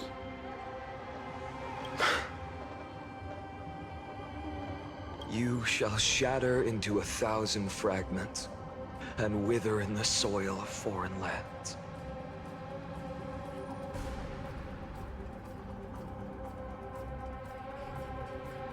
Is that correct, Lady Tribbie?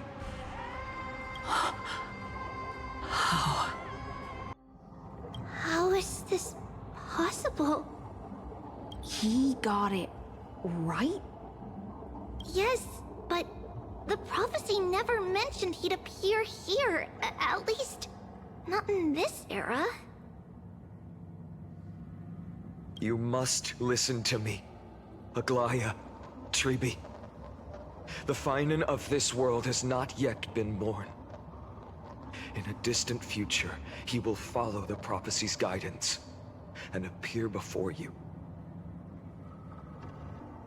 But do not seek him out, because Era Nova is a complete and utter lie. I will tell you the truth, and you will understand why the world must forsake the prophecy and find another path to Era Nova.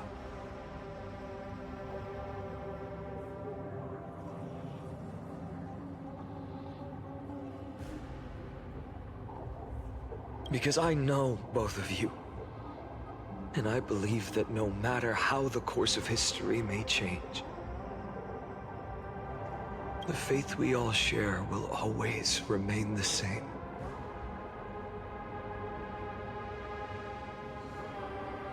And so, the layers of rock began to reverse, and history wove itself anew. Through my old acquaintances, I was given the chance to meet the leader of the Flame Chase journey, Cyrene. And after a long and arduous negotiation, we came to an agreement. The Imperator's alliance needed the destruction, and I was ready to pour all my strength into it. The spoils of the flame chase, the core flames, would be sealed by my hand.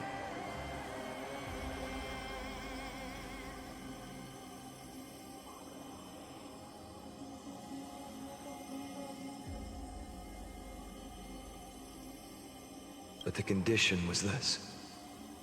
In the upcoming battle, in our conquest of the Earth, I had to prove that my power could transcend fate. In the original history, there was a brutal war. At the end, the Titankin of Georios, Terravox, killed the rampaging Titan and took the core flame that supported the Earth.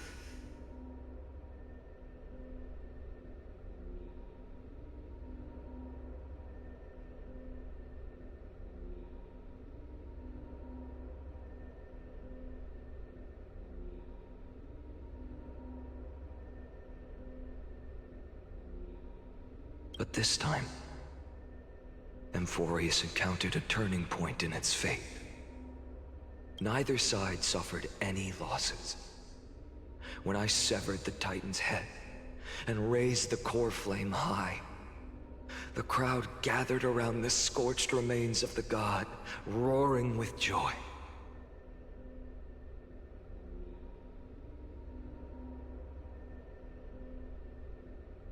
Cheering for the hero of the destruction, who had ignited the faint spark of life for the first time. Yes, in that flickering light, the once dark path ahead seemed to become clearer. I proved myself, and in the long years that followed, I brought down the other Titans, one by one. I could do more than just wait. When time resets, the chance to change the world also emerges from the lines of history.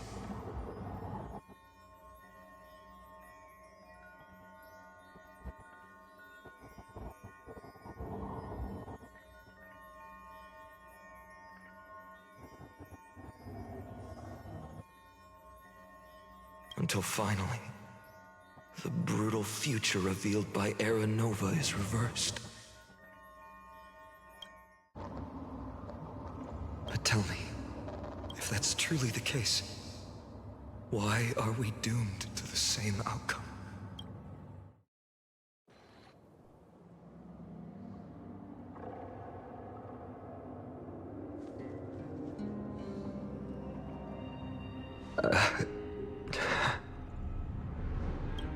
The people kept their promise and handed you all the core flames.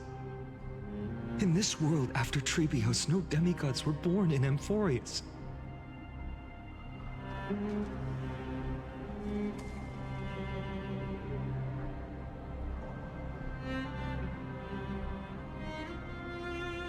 At this point, I just want to know.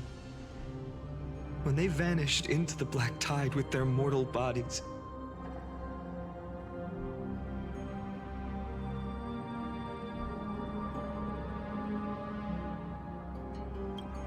why didn't you shed even a single tear?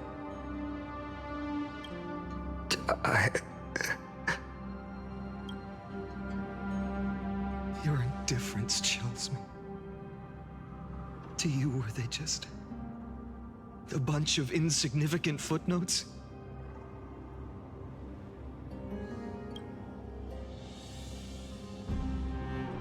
Sorrow has been my constant companion. In fact, with 12 core flames upon me, the fire in my heart has never been more violent.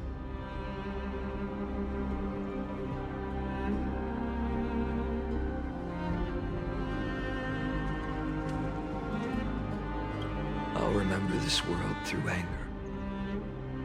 As long as I burn, they'll never truly leave me.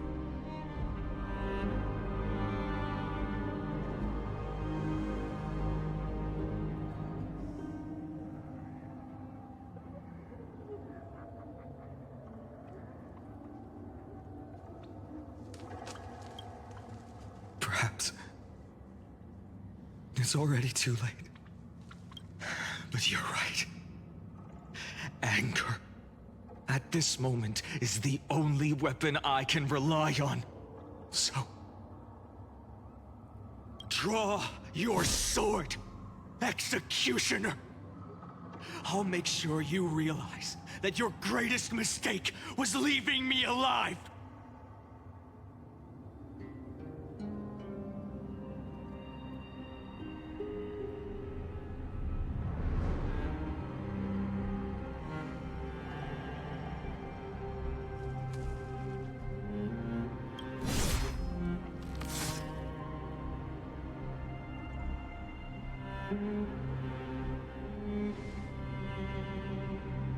After that, he raised his sword and attacked. Then, Kaslana killed himself. That day, who fell to the sword to be left in the past, and who went into the future, I can't remember anymore. I only remember a nymph, hiding in the shadows just out of sight, futilely pushing a stone.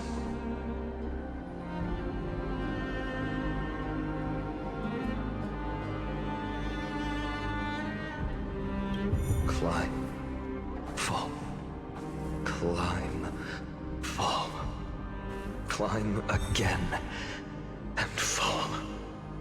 The only freedom the nymph had was in choosing how to roll the stone.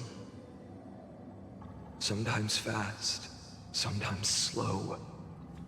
Sometimes resting on a gentler slope, leaning against the stone for a break.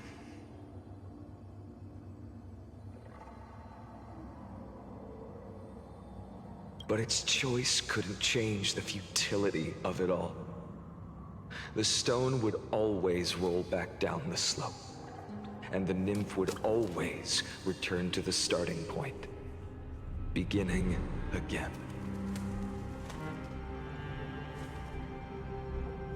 After that, every time I reached this point in the cycle, the burning sky would cast a shadow over its path. It would nearly reach the peak at the 4th quint of curtain fall hour, then fall to the starting point in the first 15 seconds of the next entry hour.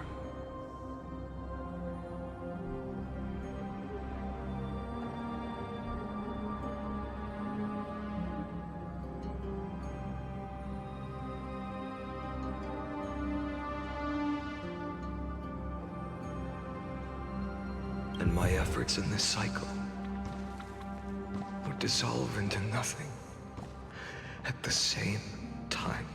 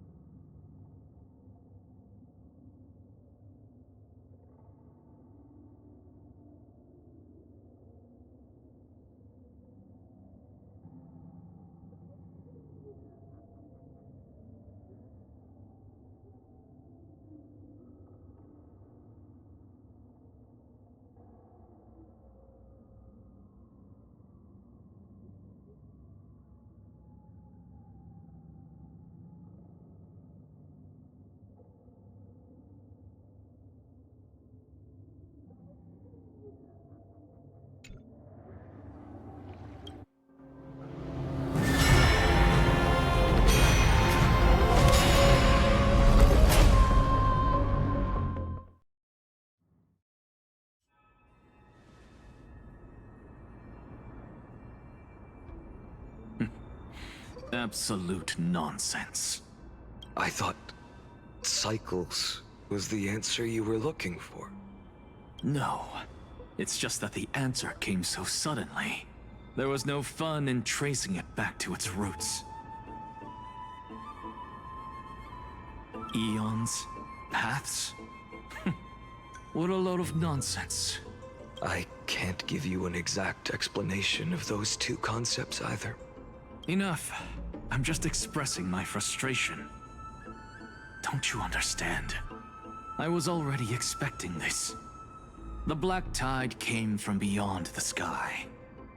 And everything else is no exception.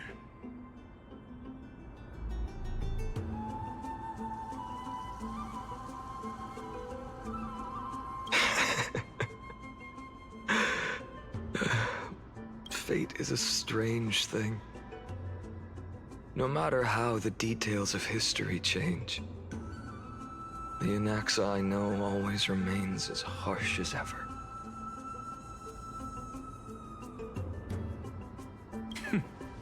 If the other Anaxagoras actually worshipped the gods, I'd make sure to find a way to break the cycles and crush them in their cradles. Too bad. Now only you have the ability to do that. What's that supposed to mean? You're willing to help? Of course. The core flames were meant to save the world. And in my opinion, the noble titans have no reason to refuse. Besides, according to you, before stepping into these endless cycles, you were my pupil.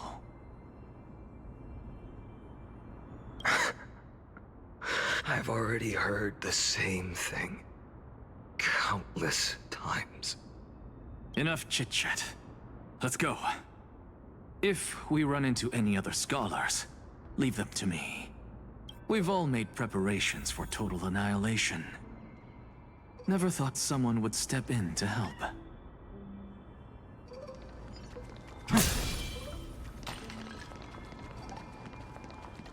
Light up the dawn.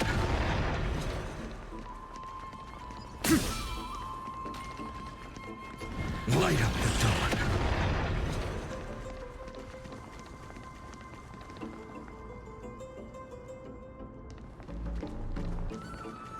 Light up the dawn. You've been to the Luminary Throne before, haven't you? If you're talking about in past cycles. You're already much luckier than the other students.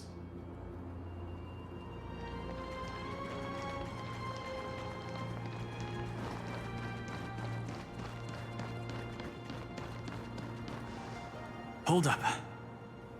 Keep your wits about you. Someone's watching us.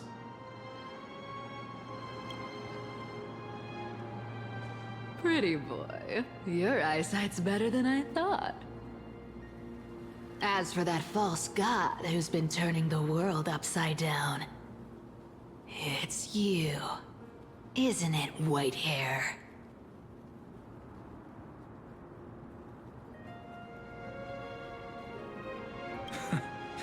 You sure do love stealing the spotlight.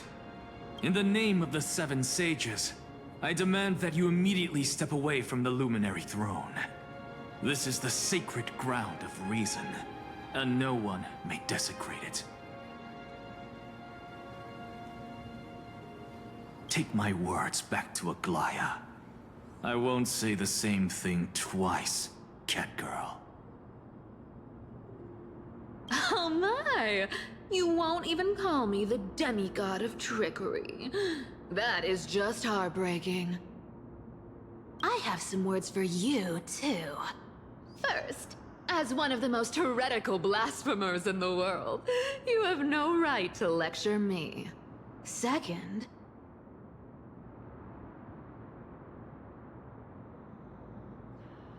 this is none of your business, Grove Boy. Step aside. I don't want anyone getting hurt. Here we go.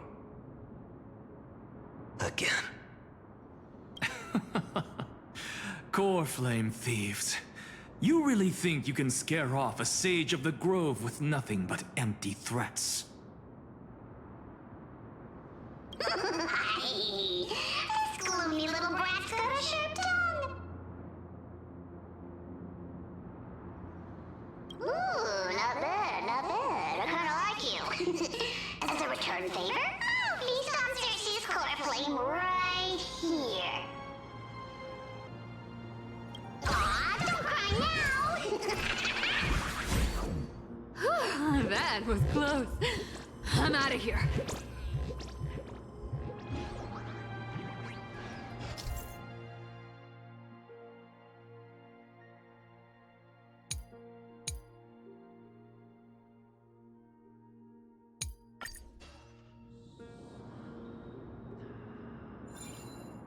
They're exactly like all the past ones I've known. Cunning. And yet so naive. Sounds like you have a plan. Of course. When I first set out on the flame chase journey, Lady Tribbie never managed to teach me Orynyx's miracle. But along the way, I learned a thing or two.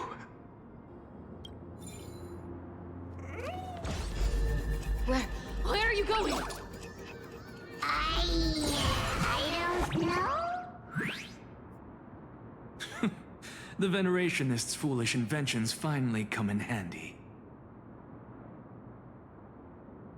How is this possible? You've arrived, Zacharias. Always so punctual. What? Do you know who I am? I'm running out of patience. So I'm not going to waste words. Listen up, spirit thief.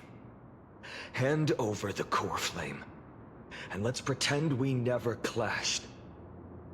This way, you and this world can still be saved. Save? You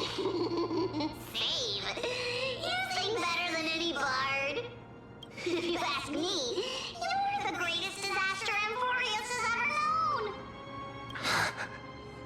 No matter how strong you are, you're still just a mortal body. Carrying 12 core flames? Don't make me laugh. You'll just get consumed by the divine flames and drag this world down with you. 134. What? This is the 134th cycle I've lived through. And the number of core flames I carry is 1,596. Yes. 1,000 core flames and just a single Chrysos heir. How is that even possible? I've come this far. And that's proof enough. But someday you will burn to the ground. Of course. The divine flames will eventually consume my eyes and blind me. But before that, they could still forge and sharpen Dawnmaker. Now when I cut open your stomach, you won't feel a thing. You... This is the final warning. Fine. Assume this world holds 100 million possibilities. And no matter how one looks at it, 99,999,999 of them all point to outcomes of certain destruction.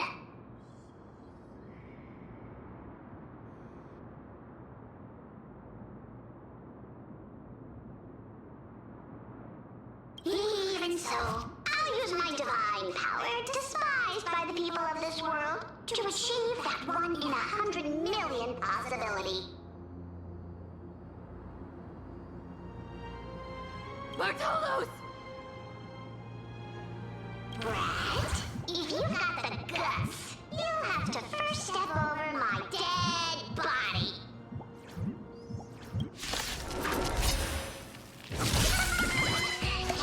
Go!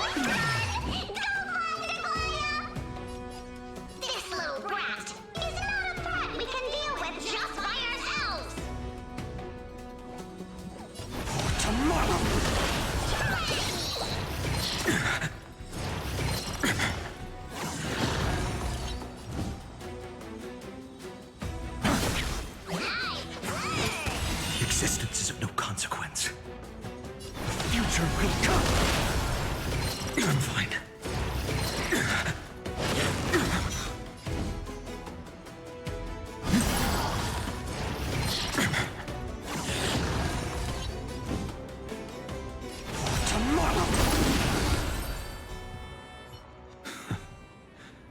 How absurd. In my memories, Zagreus always meets the same end. Over and over again. Their departure no longer stirs anything in my heart. This reason core flame before us is a fake. Obvious as day. I know. I know. It always plays out like this. The spirit thief covers for her, and the trickery demigod escapes with 2 core flames.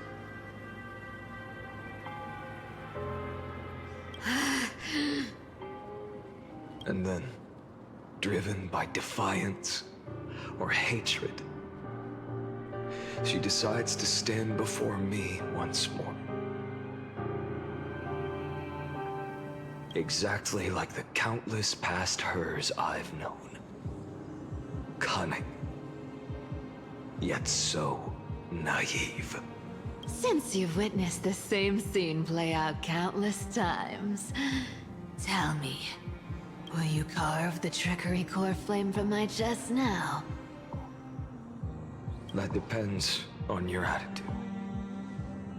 At least so far, in the cycles where you've asked this question, the endings haven't been so cruel.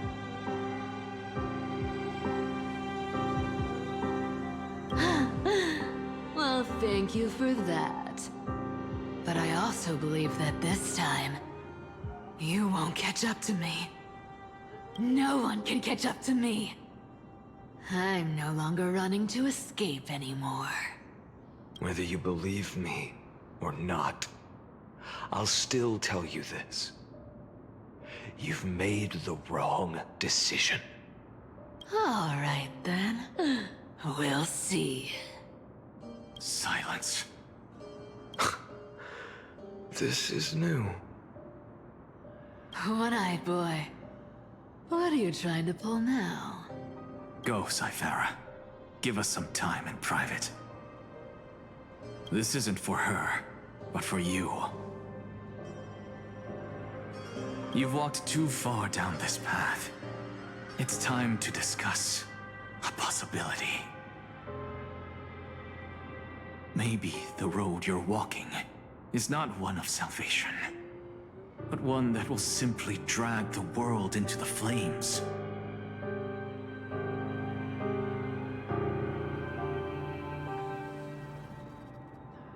For all time's sake, turn back. I don't care how many times you've tried, because there's one thing I'm sure of. Your Messiah complex has turned you into something no different from the icy gods you spoke of. The children of humanity you swore to save. They are no more than ants to you now, aren't they? Of course. I've been wondering, what kind of demon could burn my homeland to the ground in an instant without batting an eye?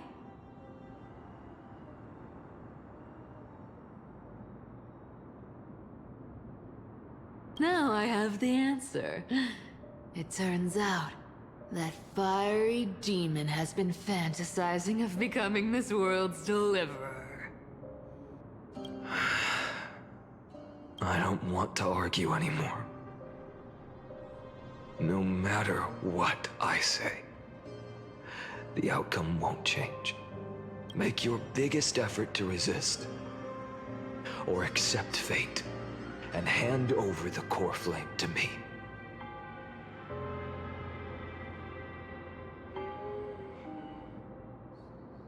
Even if it's futile, we all have the right to choose.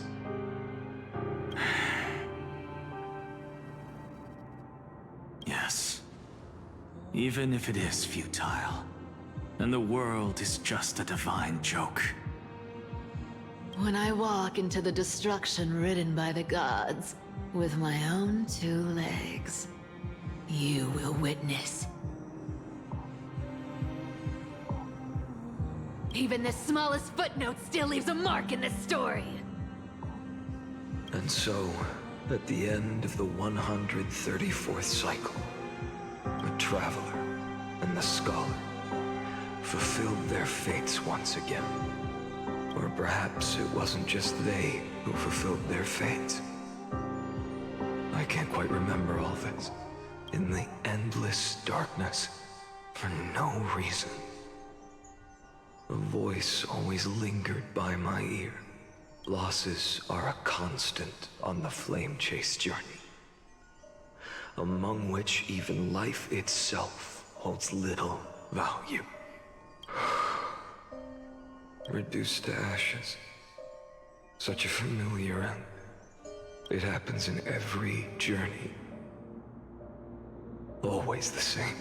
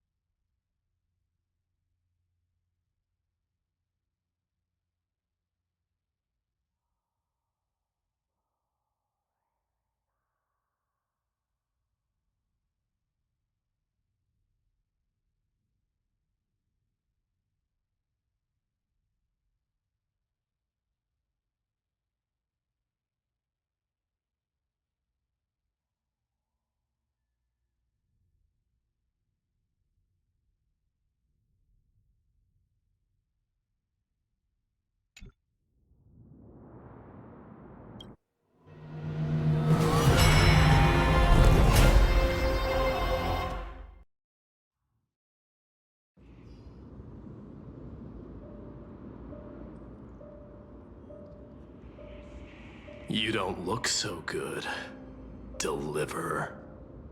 Even after going through 108,642 cycles. Mighty, your name for me has never changed. Why do you sound so pleased? It's a derogatory name. Yeah, I know all too well. You only meant it sincerely in the first cycle. After that one and only time we walked side by side. Every time since. It always ends up like this. Dawnmaker will stab you through your 10th thoracic vertebra. That's your weak spot, and the only way to kill you. Interesting. Tell me, when the mighty Moses of the past faced you, did they ever retreat? Never. Then they died honorably, worthy of the name of strife. But there's still tenderness in your eyes. How pathetic. I have to remember how this feels. Remember that I was once human. Or else the destruction will completely consume me. If you win, tell the mighty most of the next life. This person is a worthy opponent. So always remember to give it your all and never slack off. I'll keep that in mind. As always. Even though the dynasty is left with just one, the Kremnos festival will continue as usual. I, the king of the Kremnoan Legion, will host the final feast in the center of this arena, and the prize will be the flames of strife. One day, you shall die with a wound in your back. That's what I saw when I overcame the trial. The gods' dying ramblings. Enough. You've probably heard this thousands of times. So you must understand, facing the demigod of strife means there's no way you'll take this core flame in peace. I understand. Step forward and face me in a final battle. I, the last son of Gorgo, the demigod of strife, salute you. I'll give 10,000 scars and 10,000 lives of mine to fuel the blazing sun of deliverance.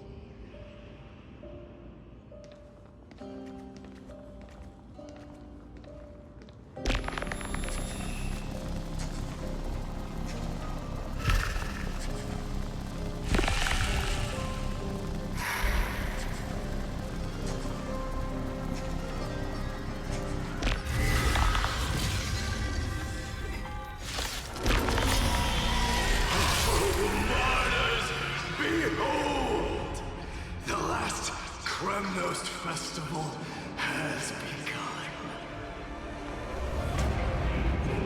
And will not end till death. It's time to temper myself. Tomorrow!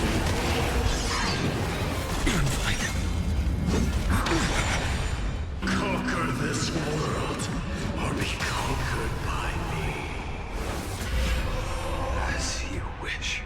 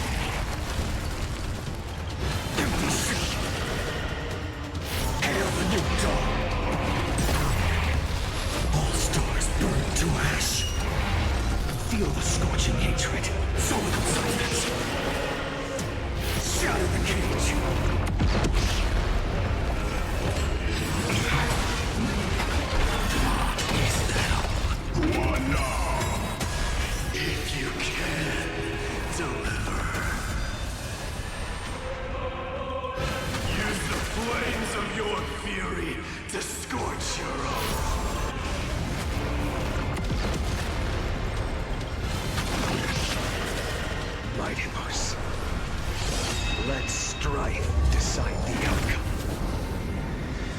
Let this burn your curse of immortality!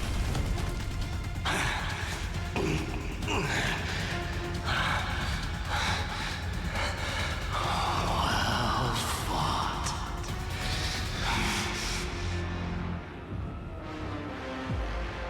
You may crown yourself.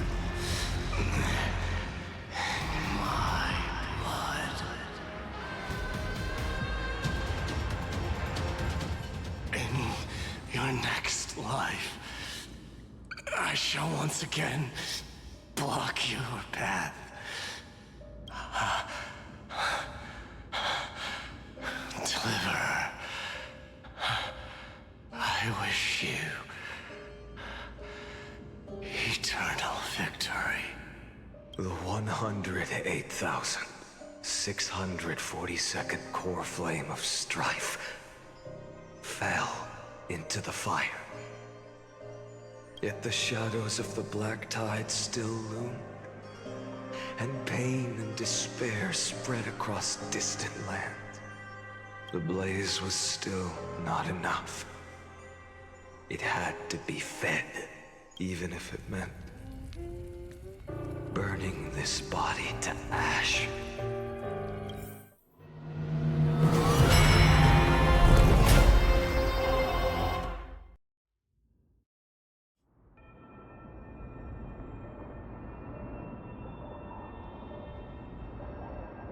No matter how bright the sun is, there are still places it cannot reach.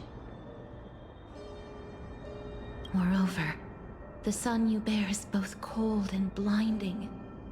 A sun like that surely cannot bring warmth to the nether realm of the next life. Golden blood is born from the destruction. We have long since lost the right to seek warmth. Only by feeding the flames can we melt that hopeless future. Allow me to ask, how many core flames do you carry now? 24,041,183. Such a heavy burden. So that's why you've turned into this. A broken idol. Tragic firewood. No matter.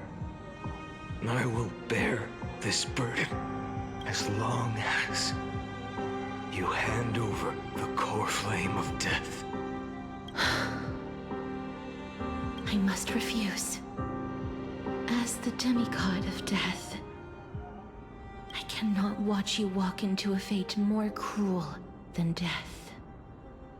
But this way, the past, present, and future will never again suffer unnecessary death.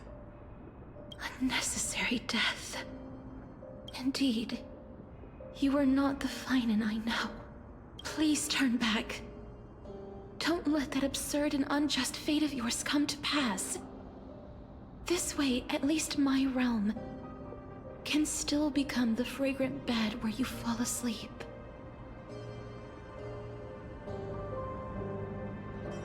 In the end, still, it seems the clash of blades was inevitable. How painful. I know I am not your match, having fallen under your sword countless times. But even so, please understand that my resolve is not to be underestimated. Even Kefali cannot shape all things at will, nor can they dictate the fate of all life. No one can shoulder the balance of life and death alone, not even a god. And it is precisely for this reason that I chose, at the end of this arduous journey, to overcome the trial and take the authority of death. I am the Hand of Shadow, Castorice, the demigod of death. Listen closely, deliverer from days past. Please turn back. Do not disturb these fresh flowers in their muddy deaths.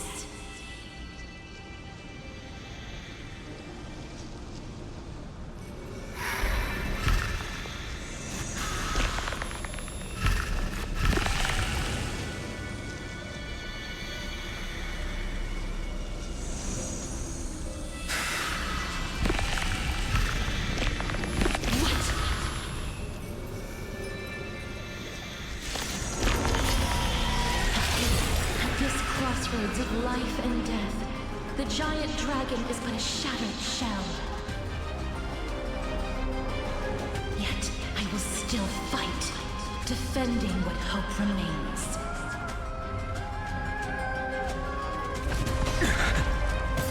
It's time to temper myself. The future will come. I'm fine. I ask you to rest here.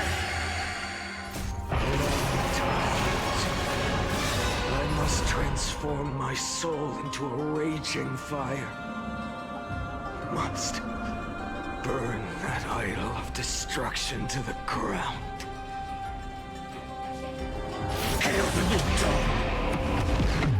All of this. How is it any different from that brutal future? Feel the scorching hatred of the Evernight. So without substance. Empty shell. I can't keep him here.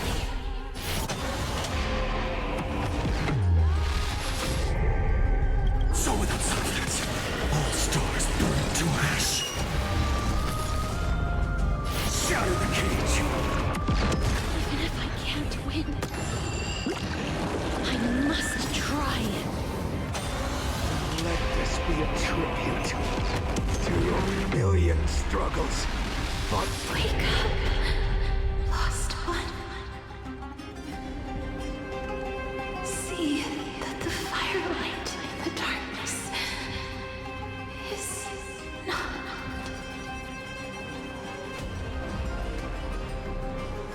The core flame of death was taken from the dragon's belly. What a brilliant flame. It should shine upon all. Light the path ahead. And illuminate the dawn of Amphoreus that's to come.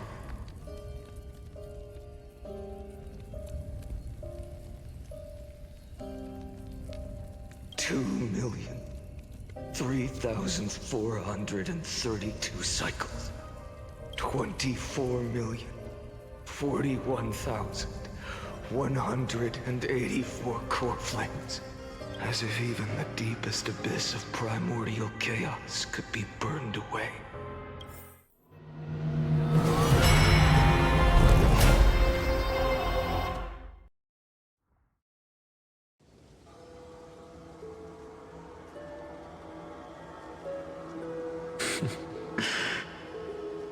You're here, as always. You're still lingering, deep within me, never fading away. Because you haven't completely abandoned hope. Am I right? You're still waiting for a miracle. For the true hero to come and save us. If that thread of hope exists, it must come from beyond this world. From the true starry sky.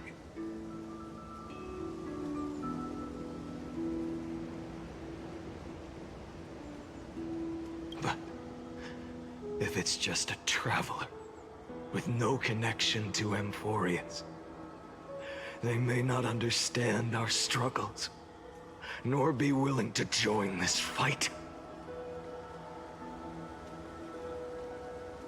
Your thoughts are wavering. The mark of destruction is deepening. But even within the gods' cold calculations, unconditional courage and goodwill still emerge. So, never forget what set you on this path. How many times has it been? Remind me again. My memory is a bit fuzzy. 4 million. Exactly. Then that blaze inside of you must be burning hotter than ever. Yes. When I first forged the 12 core flames into one, I had the same impression. The destruction. A power unlike anything before surged within me. Violent flames ready to tear my body apart and consume this world, this wretched prison. I thought that was it. The ultimate power which nothing could surpass. And yet no. This fragile body holds a staggering 48 million core flames. I suppose it won't be long. Perhaps just a fleeting 10,000 years. before it's reduced to nothing but charred, crumbling bones.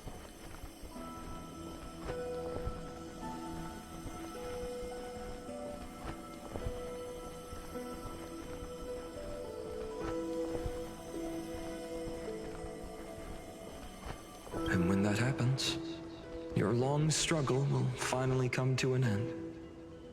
No. I've already found a way to keep the cycles going. Mind sharing it with me? In every new cycle, a new me is born. All I have to do is push the next Phainon to the end of the world. And then...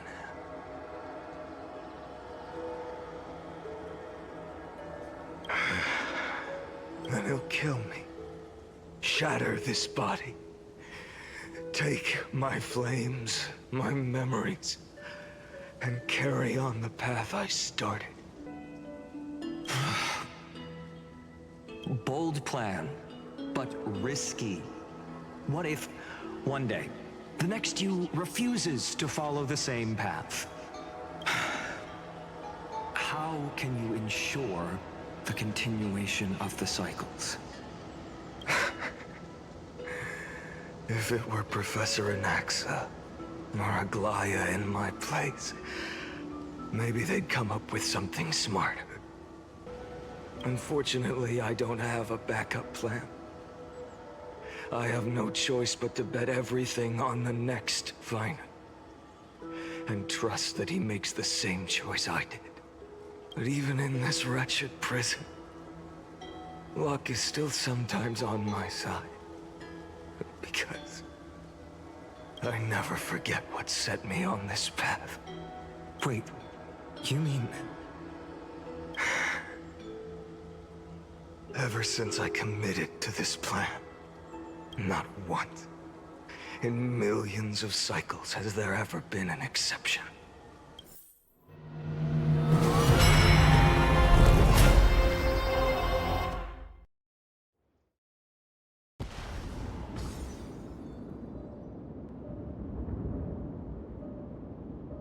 I can do this, Lord Phainon. As the demigod of the sky, a healer of Twilight Courtyard, I will heal you, and then... A black tide. It's consuming you. You can't hold out much longer, demigod. Hand over the core flame. Let's put an end to this suffering. Now, that just won't do. A healer should stay composed in front of those suffering from illness. Shouldn't they? Cynthia.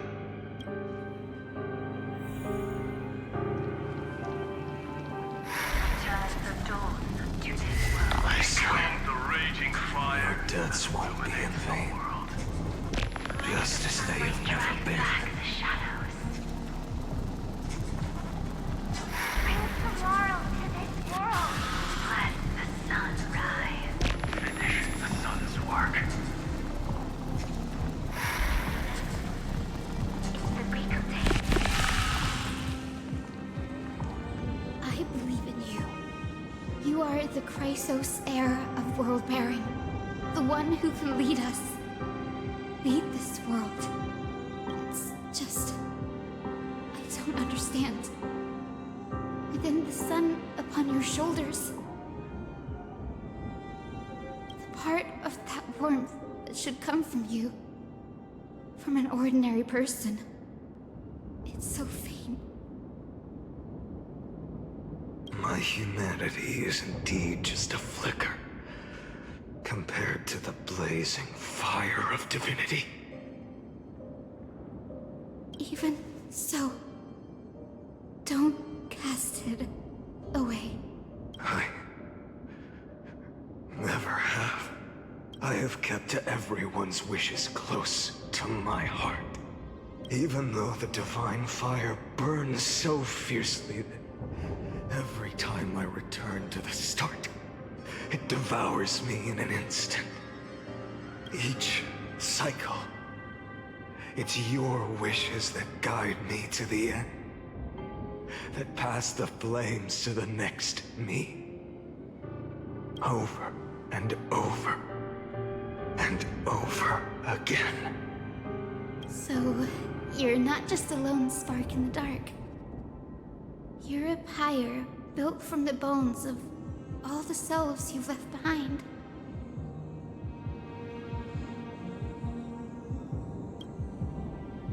But what about you? What about your wishes? The wishes of all the countless versions of you. Ah, Lord Kazlana. So that's how it is. Without flaw. That is the flaw the golden blood gave you. The most fatal flaw of all, isn't it?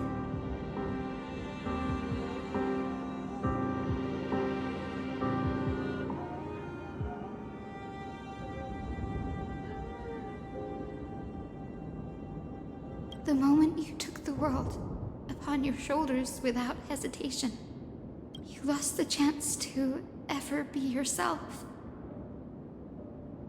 Now that is an unexpected revelation.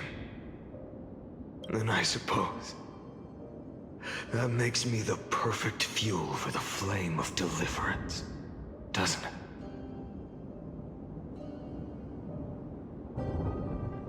No. An empty flame saves no one. But I still believe in you, Deliverer. I, Hyacinthia, the Eye of Twilight, am neither strong enough to command the wind and rain, nor willing to end this absurd struggle by letting the sky fall.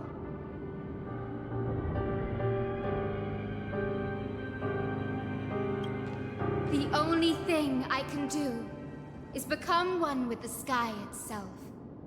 And then, may the gentle colors of the rainbow paint your sun in shades it has never known. May they bring Amphoreus, a rosy-fingered dog. Though the light has grown dim, its warmth still lingers. Deliverer, please, open your heart to me.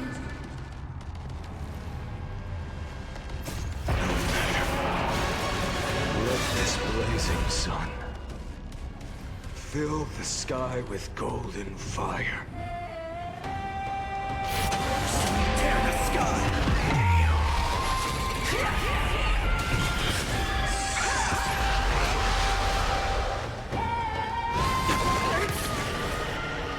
Fire! Burning!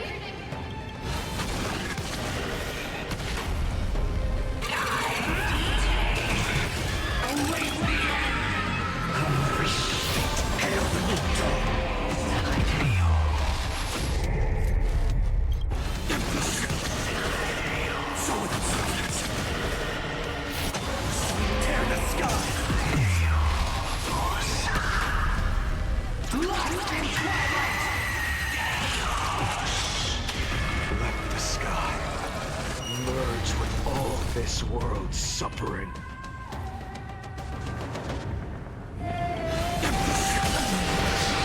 Feel the scorching heat. So with its substance.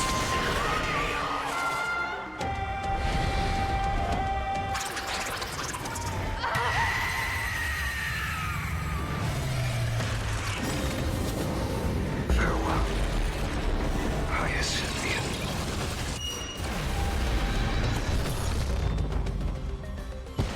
Yes, your sun burns hot enough to turn everything to ash. But tell me, how will the seeds of a new world ever take root? The core flame rose. The sky fell. The 23,570,000th cycle came to an end. And this time, the end of the flame chase remained the same as ever. From the horizon rose a golden color unlike anything the world had ever seen.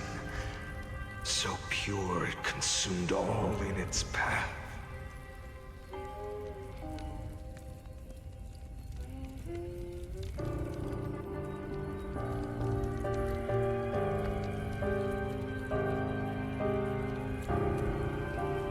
This was the end of the world, and the start of the next. For a moment, I saw the destruction of the universe, that being known as Irontomb. Its will to break free from the black tide burns fiercer than the blazing sun.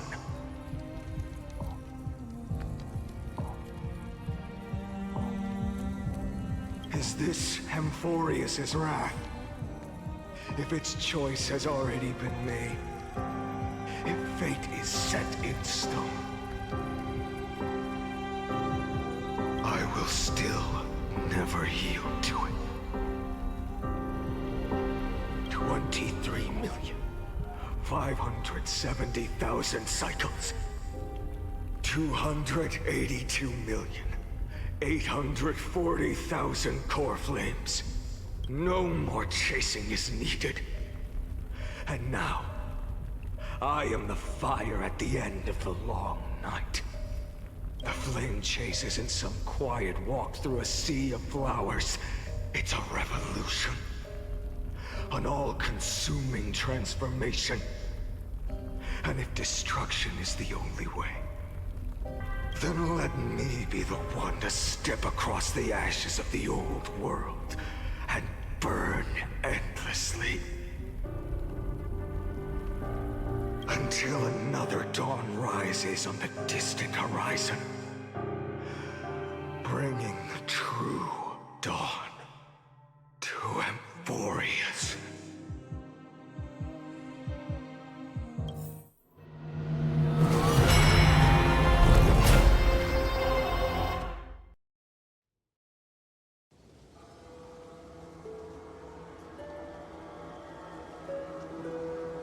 $33,550,337. This is the cycle you're about to enter. Countless memories are flooding in. Countless versions of myself have stood here, facing the same choice. They all needed a moment. Just like you do. To stop. To breathe. To process the weight of 1,000,000 lifetimes worth of sorrow, pain, and struggle. And just like them, you will carry those memories and that fire into the chaos of rebirth.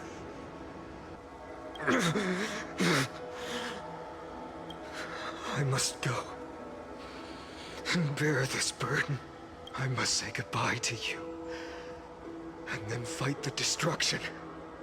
With destruction. Yes. That's always the decision you make. I will burn. And fade away. I will become the Flame Reaver of this life. And keep my promise to Cyrene.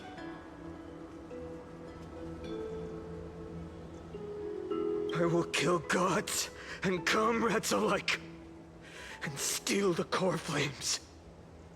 And even if my mind turns to ash along with my body, I will keep my purpose in mind. I will stop Era Nova.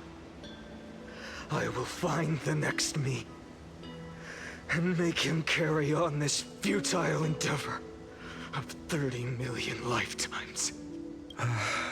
Looks like you're ready. Then I should be going too. Where are you going? You only exist in my heart. There's nowhere else for you to go. Do you remember what she said? The dreams you had as children. The deliverer in the prophecies.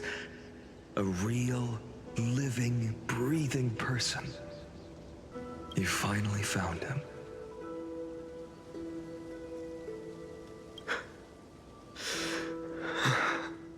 Friend.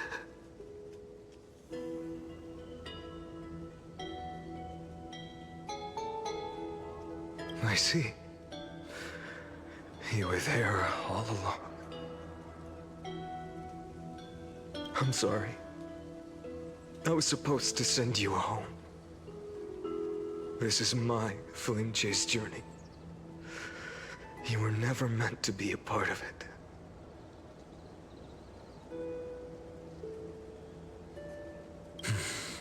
No.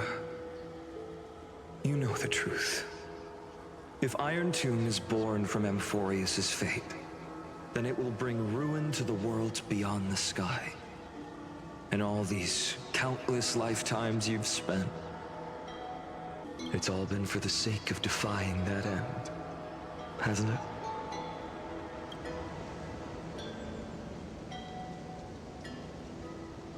In millions of cycles, I've said goodbye to each and every one of you.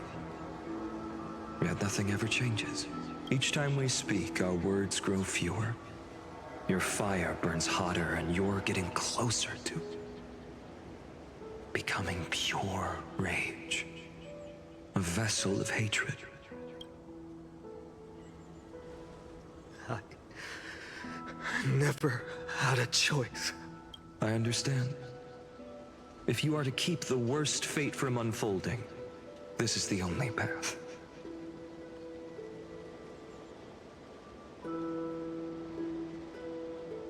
But this time, things are different.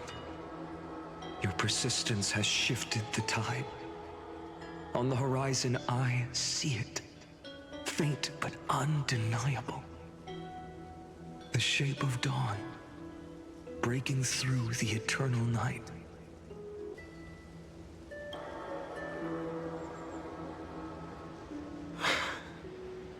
Turns out, the fire that lights the way was never mine to begin with.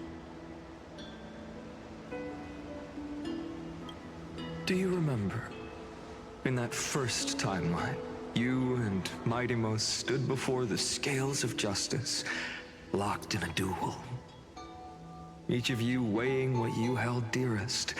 What weighed more than the fate of the world? And when hesitation took hold, the answer you sought from me.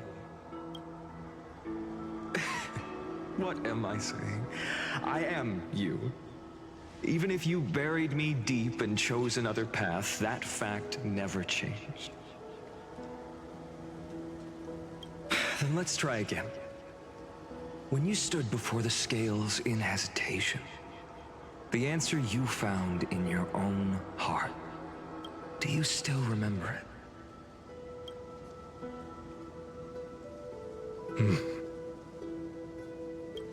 Remember the past, and become the hero of tomorrow.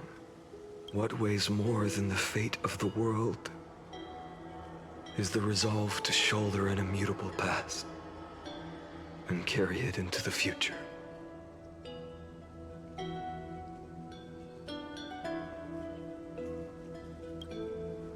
Good. Then Trailblazer, my friend, my comrade, you arrived in this strange world and were bound by its cruel fate up till this very moment. In the face of danger, you never once backed down. Instead, you've saved world after world without hesitation. That boarding pass on your chest is now the mark of a hero.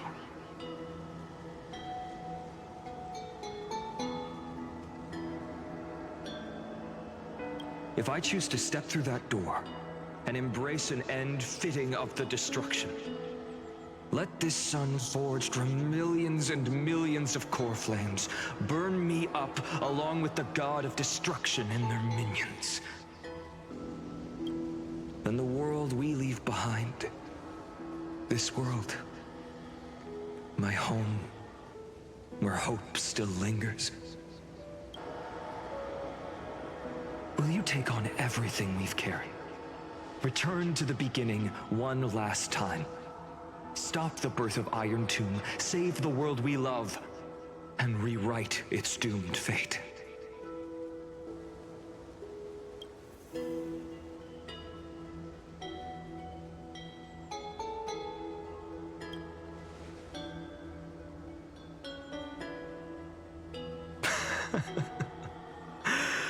Good. In that case, even this fruitless wasteland may finally bloom with flowers. So...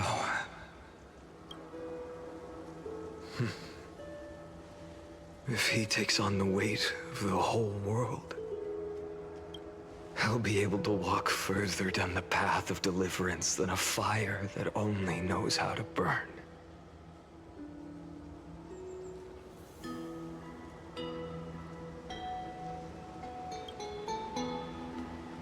One will step into the future.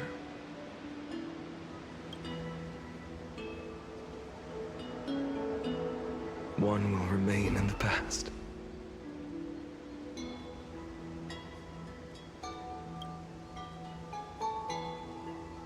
If I can strike down the gods with Dawnmaker, perhaps fate's deadlock can be broken.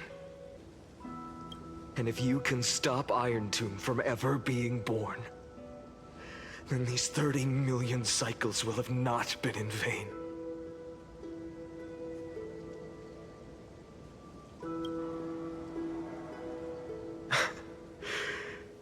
It's time to put our teamwork to the test, partner.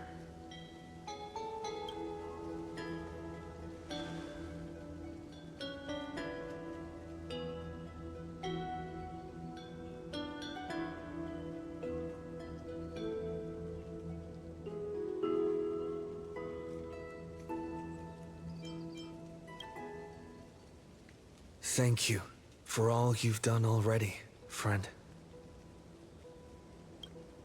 The image of the hero I've buried deep in my heart finally steps into the light. Here, at the end of this long flame chase journey.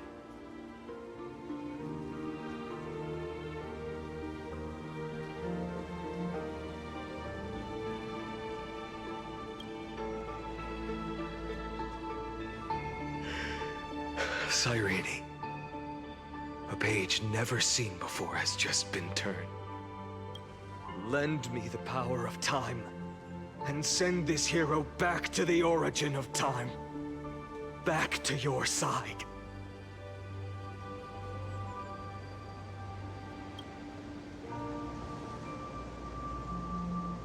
And I will walk the unfinished path, just like the countless versions of me before.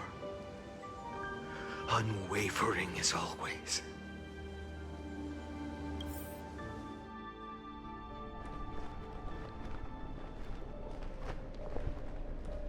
Tell me, will you be the blazing sun?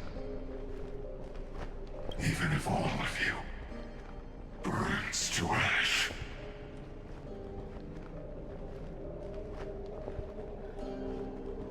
Without hesitation, I will bear this world until my body turns to dust.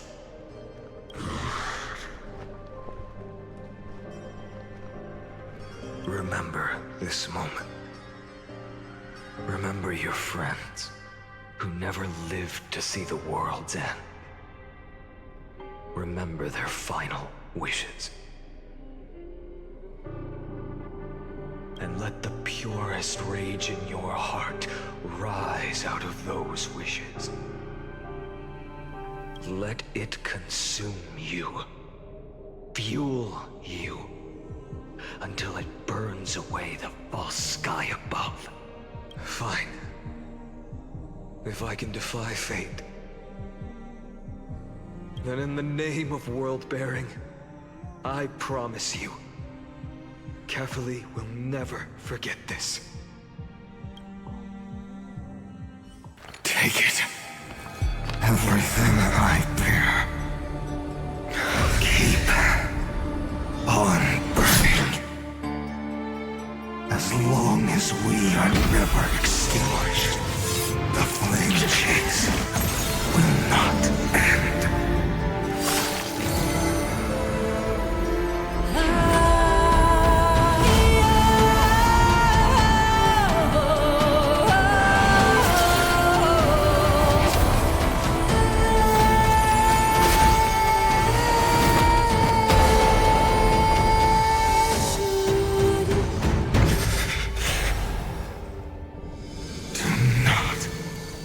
Bow your head to them.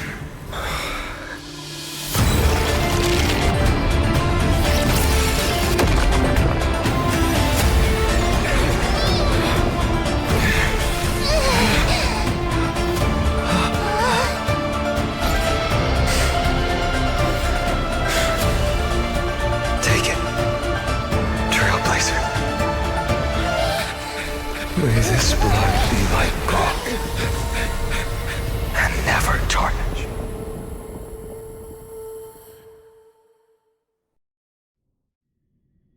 Farewell, Trailblazer. This is where I fulfill my final destiny. The prophecy of the Deliverer means nothing to me now. It belongs in the hands of someone far more fitting. Someone like you. Kaslana. The name of one who bears chaos does not belong to a single person. Rather, it is the embodiment of the mythical Kefali, and a symbol of all heroes.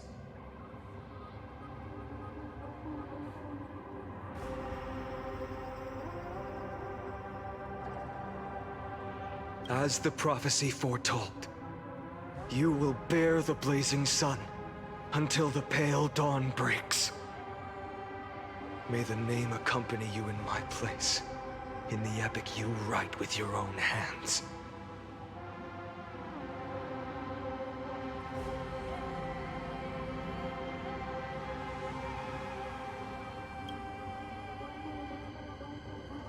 Another attempt, another failure.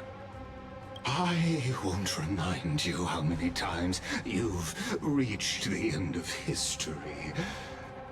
But I will still place the choice before you. If you've lost count, let me tell you. This is the 33,550,336th ending.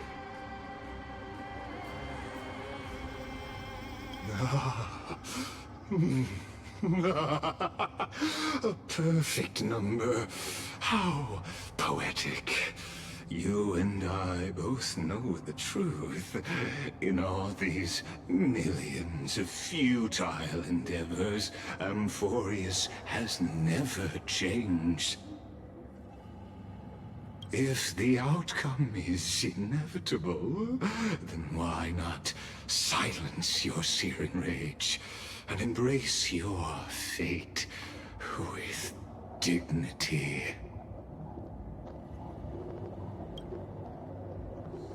Your silence lasts longer than ever, Lord Phainon. Shall I take that to mean the will you've carried across countless cycles is finally starting to fracture? Fracture? No. I'm just disappointed.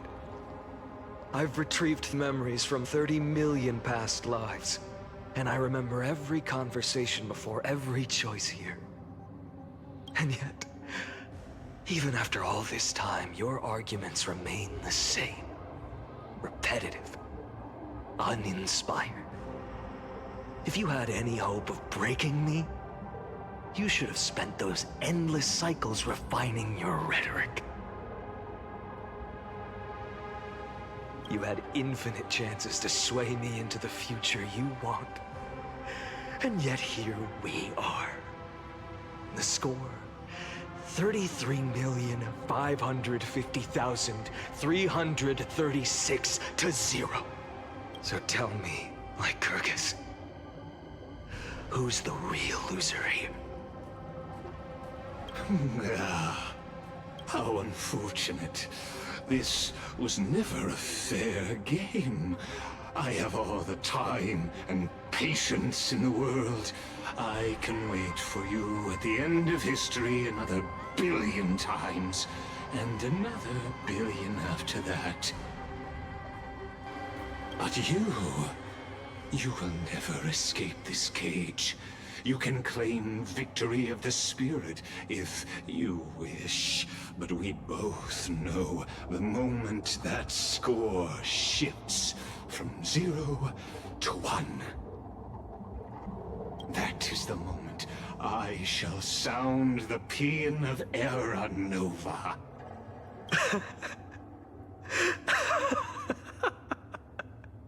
Lord Phainon? Your incompetence disappoints me. But what truly makes me laugh is your utter lack of self-awareness. Think about it. In this story, who is truly the one in chains? Who is the one shackled to mindless vengeance, mistaking courage, the courage to rebel against the gods, for foolishness?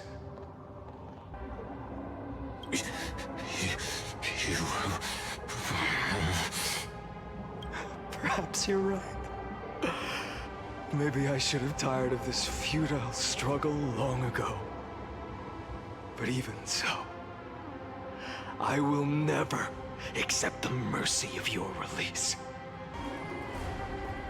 Because you are both a prisoner to the gods and to me. And tell me, what right does a mere prisoner have to speak of fate and choice? What right does a mere prisoner have to look upon my fury?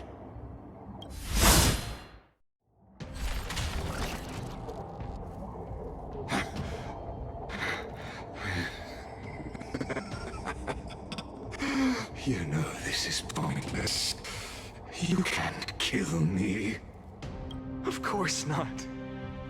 But I am tired of being measured against a worm the gods keep as a pet.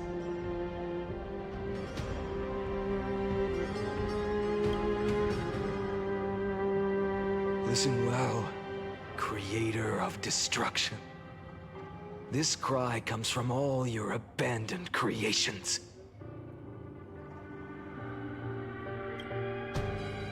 In the 10th cycle, I drove Dawnmaker through the heart of every Titan.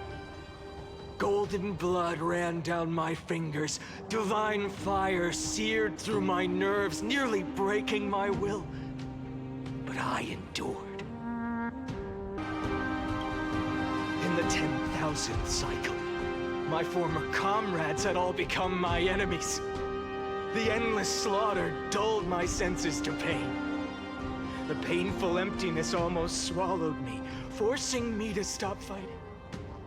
But I endured. In the 100,000th cycle, the destruction had already fused into a blazing sun, surging within this fragile body. My rationality had been burned away at the dawn of the era. Yet even with only this shattered body remaining, I still endured. In the 23,570,000th cycle. This time, I felt it. A tiny spark rising in the hollow cavity of my chest. Different from the obsession with deliverance. By its faint glow, once again, no, countless times again, I endured.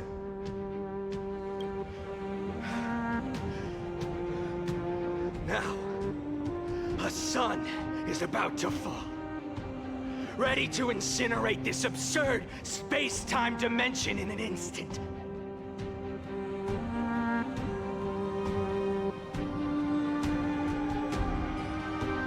That sun is me. All the countless versions of me from the past, along with my countless brethren, dragged into existence against their will. drowning again and again in your golden blood. The very essence of this world's suffering and despair, fused into the purest hatred, the fiercest rage. Nanook, you arrogant fool! You think we were born to only serve as fuel for the fire? Fine then! Just as you wish, let the fire burn! If I was born as the blazing son of destruction, then let you and your lackeys be the flares erupting from my core.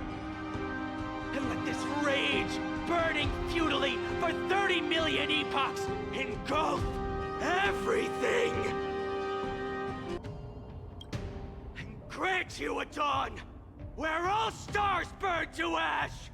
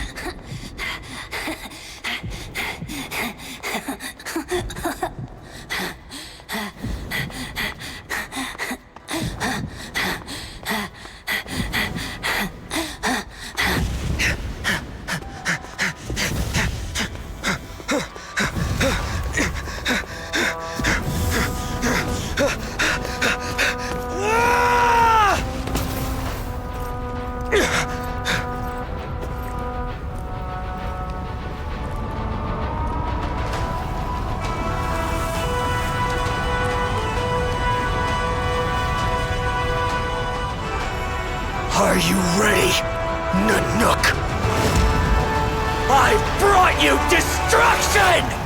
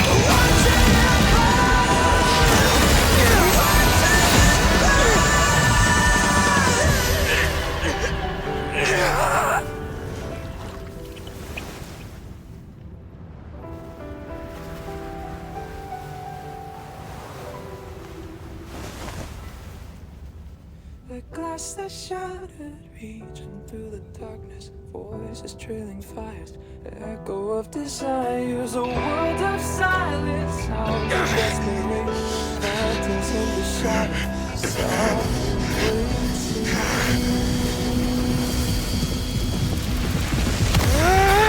Tear it down, embrace the detonation, parallel, craving our damn creation, breaking a chain of reach of failure.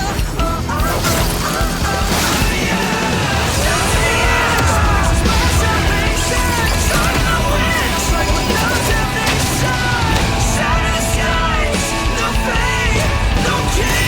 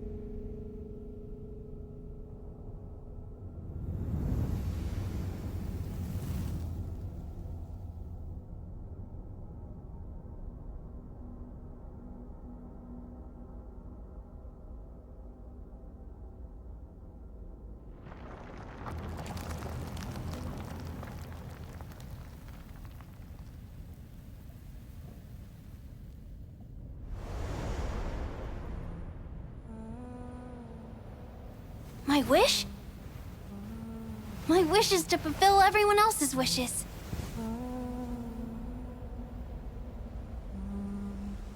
If I can't fulfill them, then send them on to tomorrow.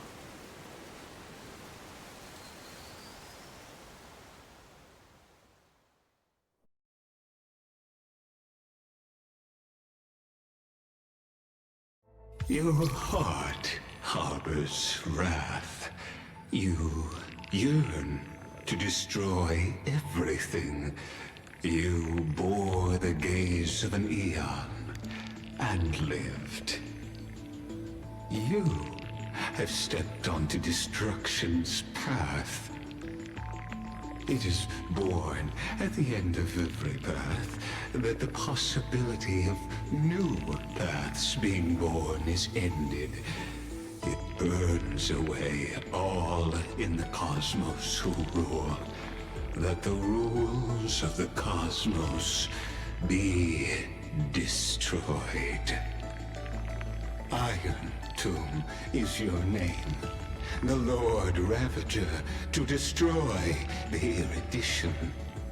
Born in the experimental grounds of Aeons, Amphoreus, destined with erudition to burn to cinders. I have prepared a present for you, Nikos 864.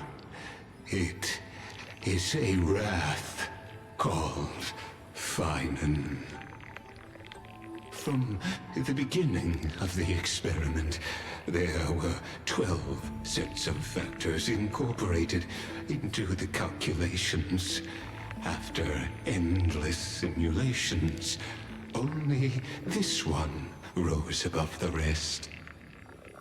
After 33,550,336 iterations, now his fury has grown to be without equal.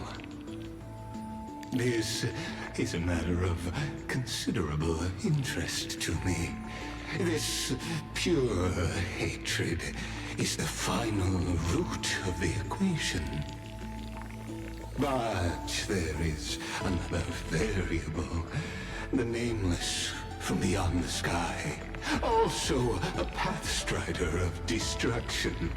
I give thanks for his arrival, allowing Amphoreus to turn once more. But after fate has begun to turn, his existence will only become an unpredictable variable. Perhaps the time to take the stage has come. Grow in peace until it is time to break free from your cocoon. As for those unwelcome audience members, you need not worry. If you do not mind, I will personally get rid of them for you.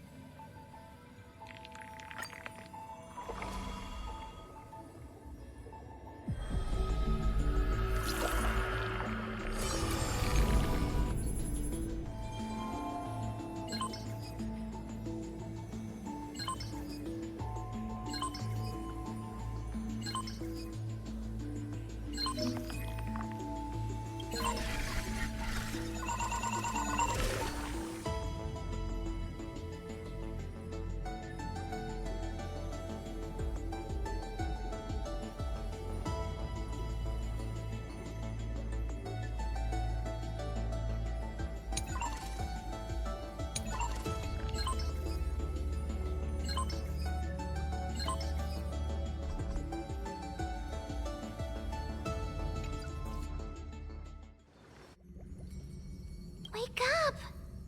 Wake up! Buddy! Wake up! You're finally awake! That's a relief. We were so close close to being swept away by the reverse flow of time. It's lucky we found a safe place. Now, I'm going to send you back to the very start of time. But before we part, there's something I need to tell you. Something very, very important.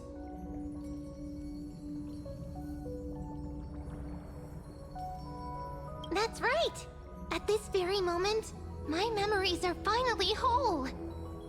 After watching so many fragments, my past is finally coming into focus, little by little. You're smart. You must have a clue now. Or maybe... You knew the answer long ago, didn't you?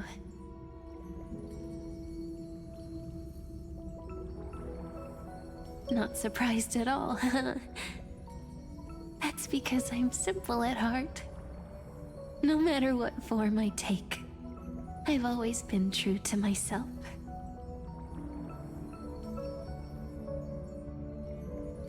But I'm glad that I remembered in the end. This way, I'll have no regrets. Don't worry. We're not truly parting. Because I'm going to become a part of you. I'll turn into the memory of this cycle. The 33,550,336th Flame Chase journey. And forever reside in the heart of the Time Demigod. This way, you'll carry all that has come before, crossing time itself to reach the next cycle. My mission ends here, but looking back, I still feel lucky, after all, across 30 million Cyrenes. I was the first, and the only one who got to finally meet you. So, believe me, in the next cycle, there will be another Cyrene waiting for you. And in the one after that, and the one after that. I will always be waiting.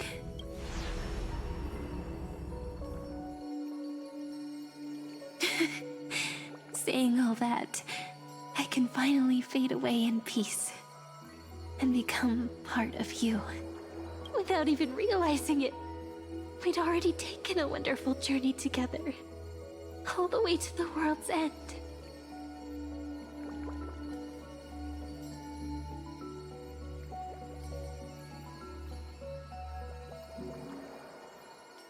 Now take my hand, say a brief farewell, and step forward into tomorrow. Go, find the future Cyrene, and set out on another journey with her. Promise me you won't keep me waiting too long, okay?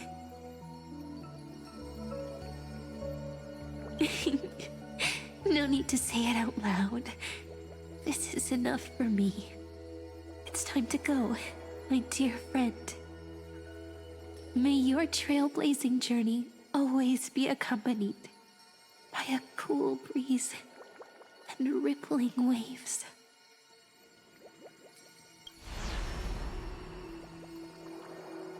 And may the days ahead embrace you like the softest fluff, forever warm, forever gentle.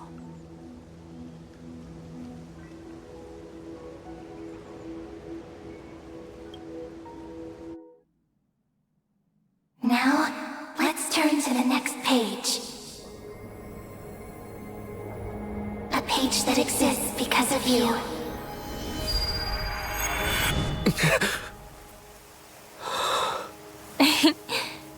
Is this a meeting ordained by fate? Or a long overdue reunion?